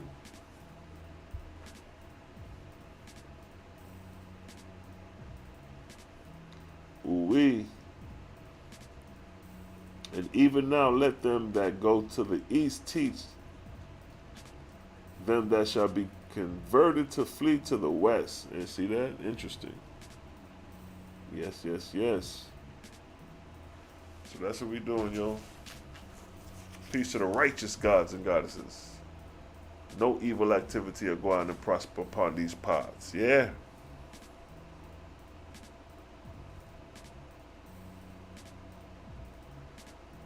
The descriptions that Oahspe be giving is crazy. It's deep.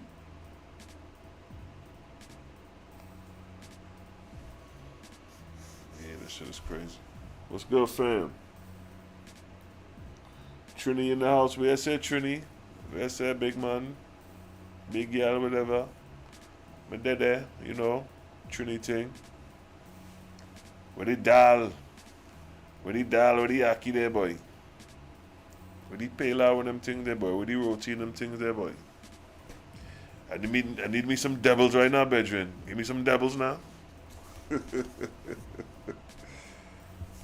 those who don't know, that's Trini talk, yeah? That's Trini talk. But they want to talk about chariots. You know how the Oahspe talk about chariots and stuff like that? Yo, the description of these chariots is crazy. It's mind-blowing. It'd be like, damn, okay. Y'all doing it like that? Yup. Jehovah ain't playing no games.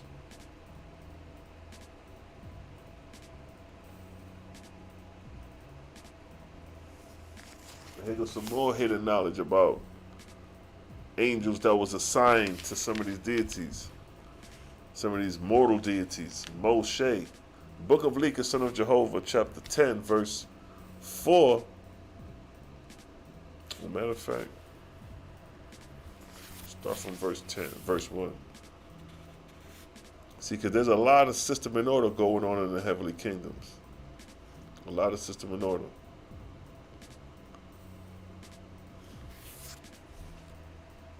Okay, so check it.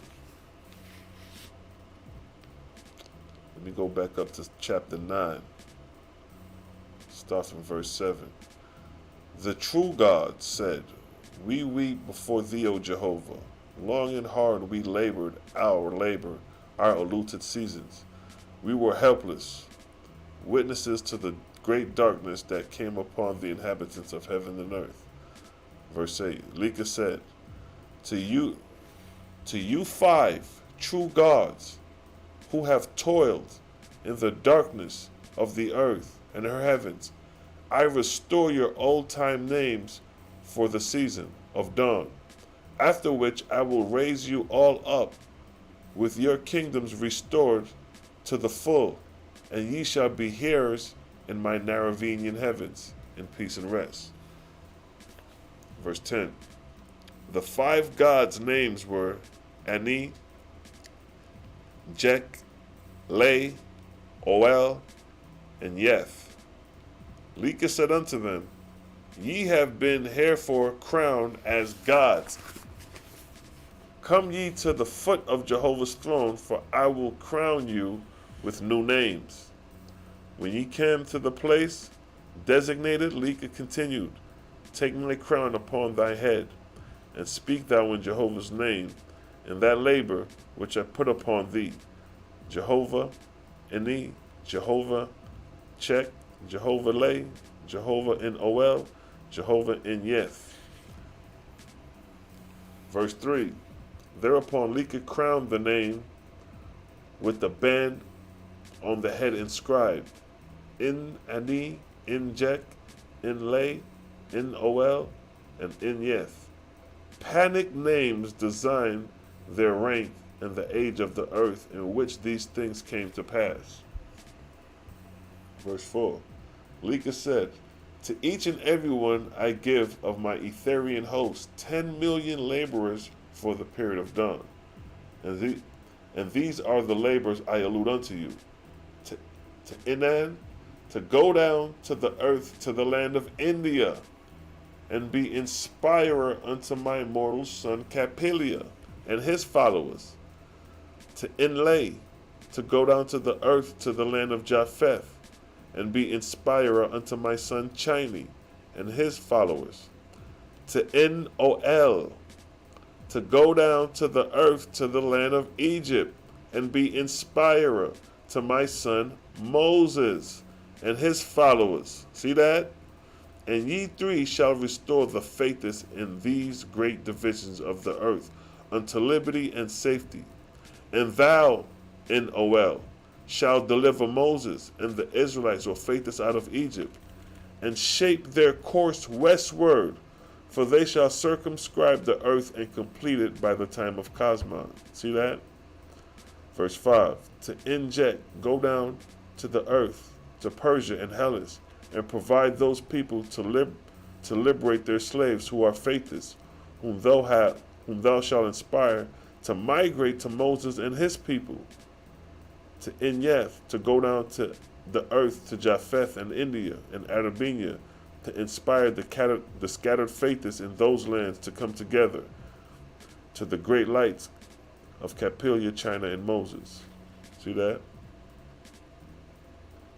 And ye shall take with you of my hosts, whom I brought from Etherean, and labor ye together as one man. And when the dawn hath ended, ye shall repair Heather, and be raised up into my Naravenian kingdoms. See that? See that? Resurrection. But notice how they mention Moses. Notice how out of these 5 gods, one of them was signed, Noel was signed to Moses and his followers. That's the dude who was helping Moses do the miracles and the angels. The Etherean angels was the ones behind the miracles in Egypt. When they talk about Moses threw his staff of the ground and turned into a serpent and ate pharaohs, that was the Ethereans working behind the scene, making them things happen.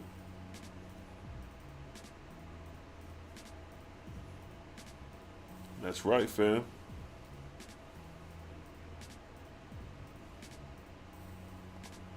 He said I still got it. You funny.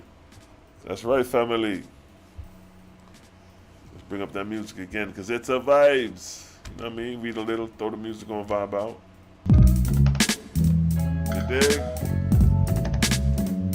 It's a vibes.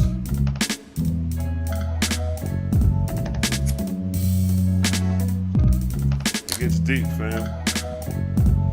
These spiritual revelations. These are spiritual revelations. You can call it theological. Some people be like fairy tale. You call it whatever you want. But it all makes sense. It all coincides with history.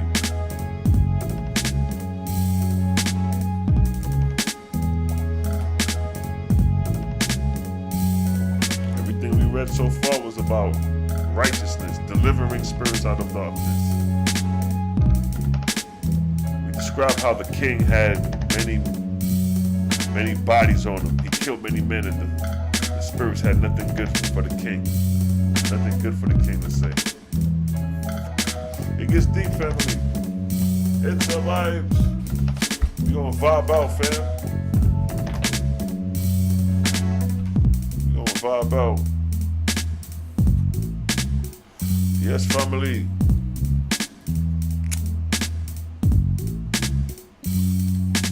Putting together a lesson. I'm putting together a lesson. Oh yeah, donate to the God. I'm about to put together a sick lesson coming together soon.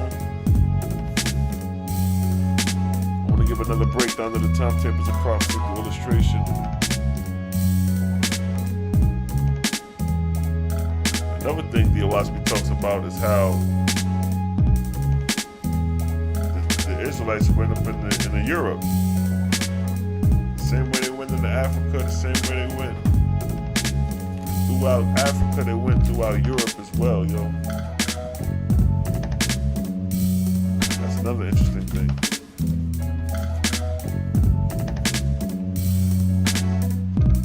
They interbred with them Europeans, so there's Jews all over this joint. Israelites scattered abroad for real, mixed up, bloodline mixed up, all mixed up.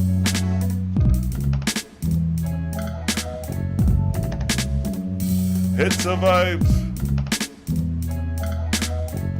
Yeah, we just vibing out now, fam.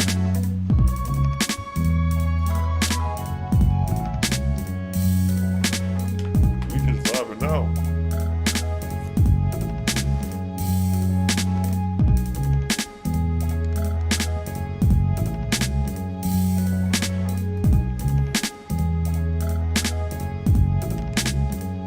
It's a vibes. Geography of the map real quick.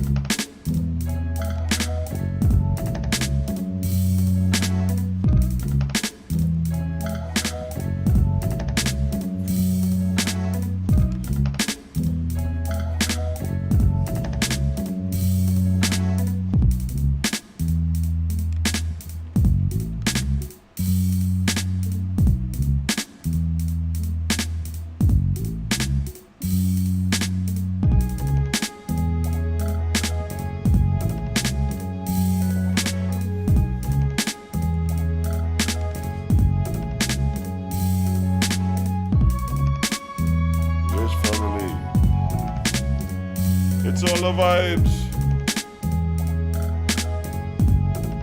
I'm gonna pull up a map.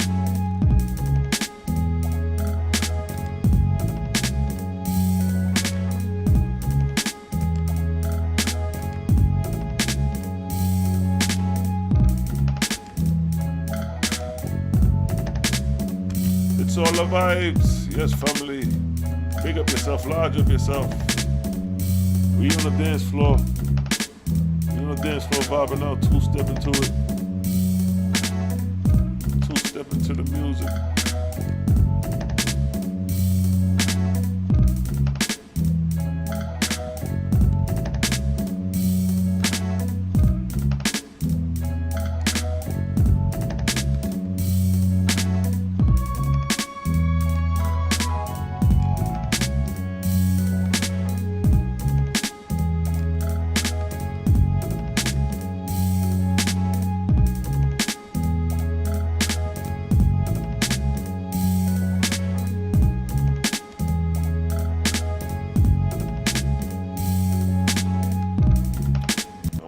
looking at right now is a picture of the map.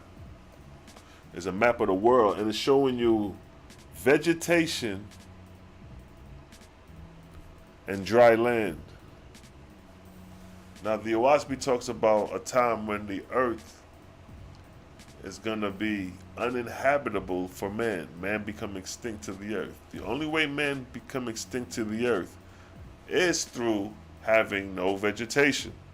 Now, if you look at the areas that are bearing, you'll notice that Northeast Africa going all the way over shows a lot of dry land.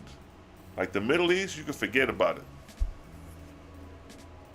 The Middle East, you can forget about it.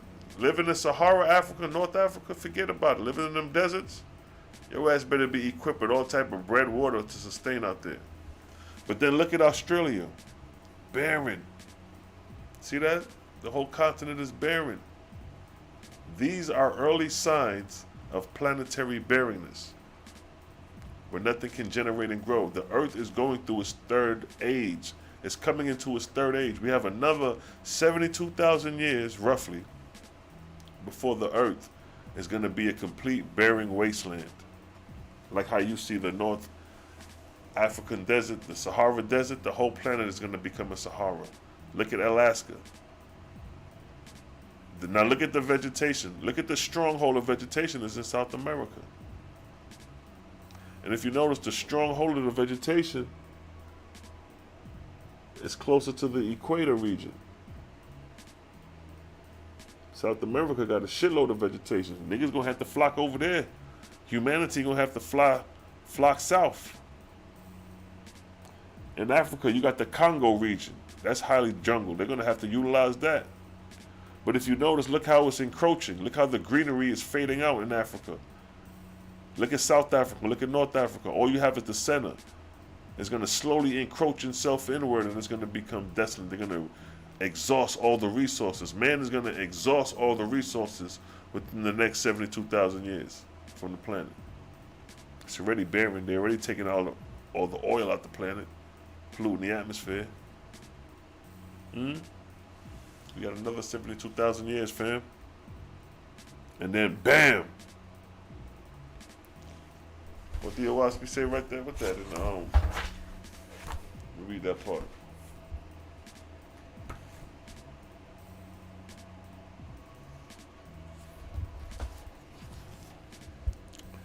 This is in the book of Jehovah, chapter 4, right?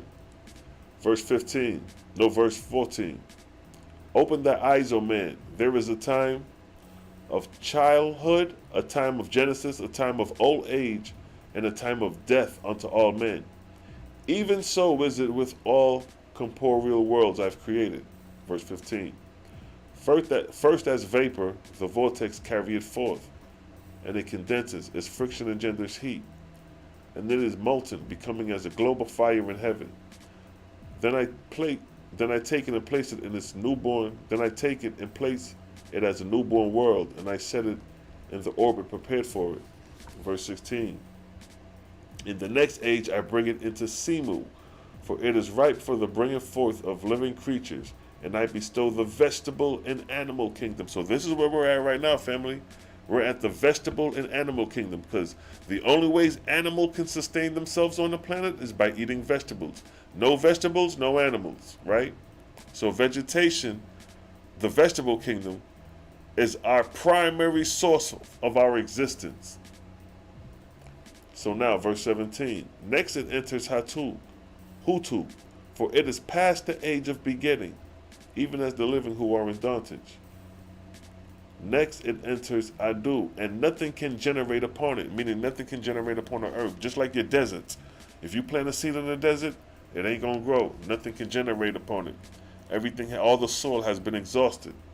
So, and then what? Then cometh Uz, and it is spirited away into the unseen realm. Thus create and thus dissipate I, planets, sun, moon, and stars. Hold on for a minute, family. Let me answer this door.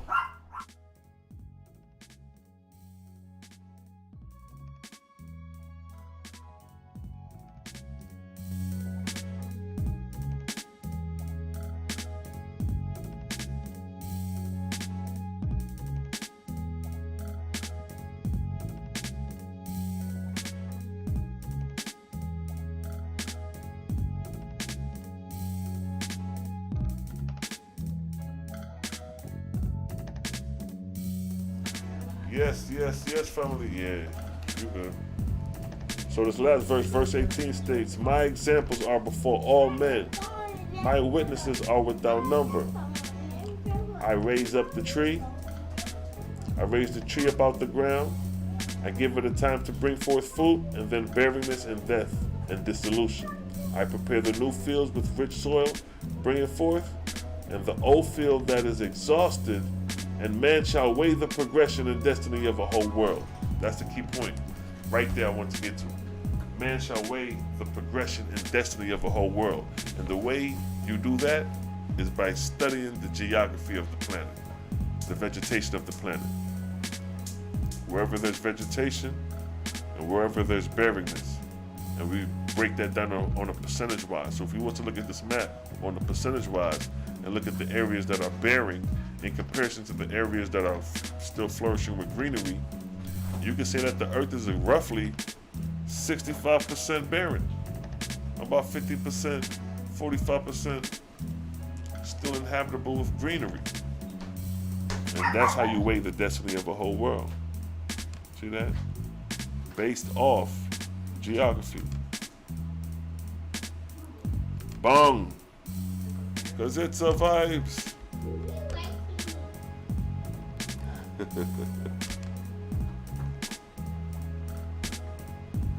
So much land without vegetation. Exactly, Sharice.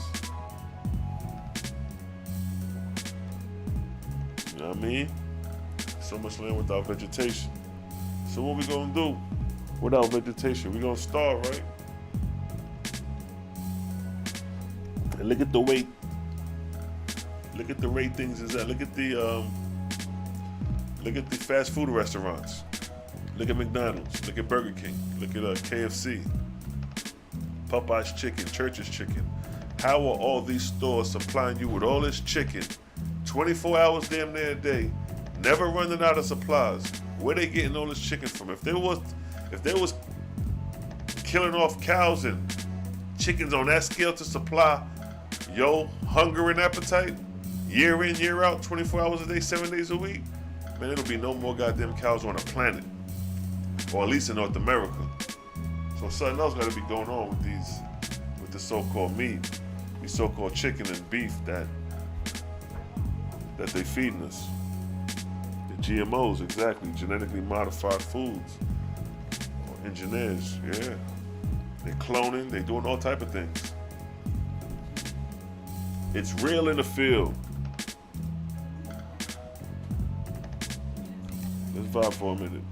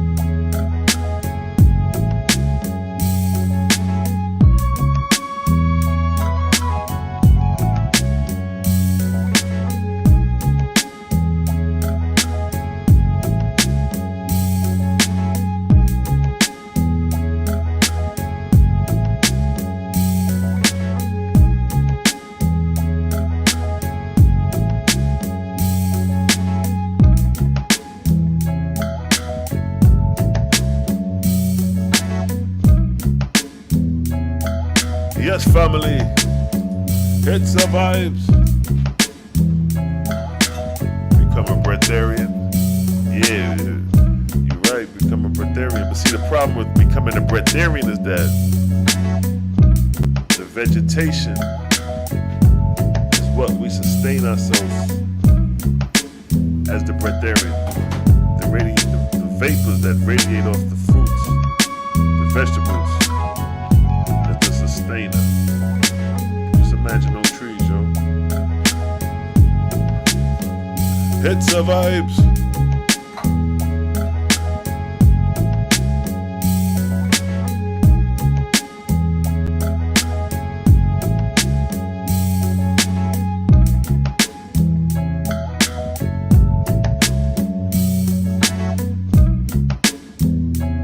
Let's ride into the cosmos with this one.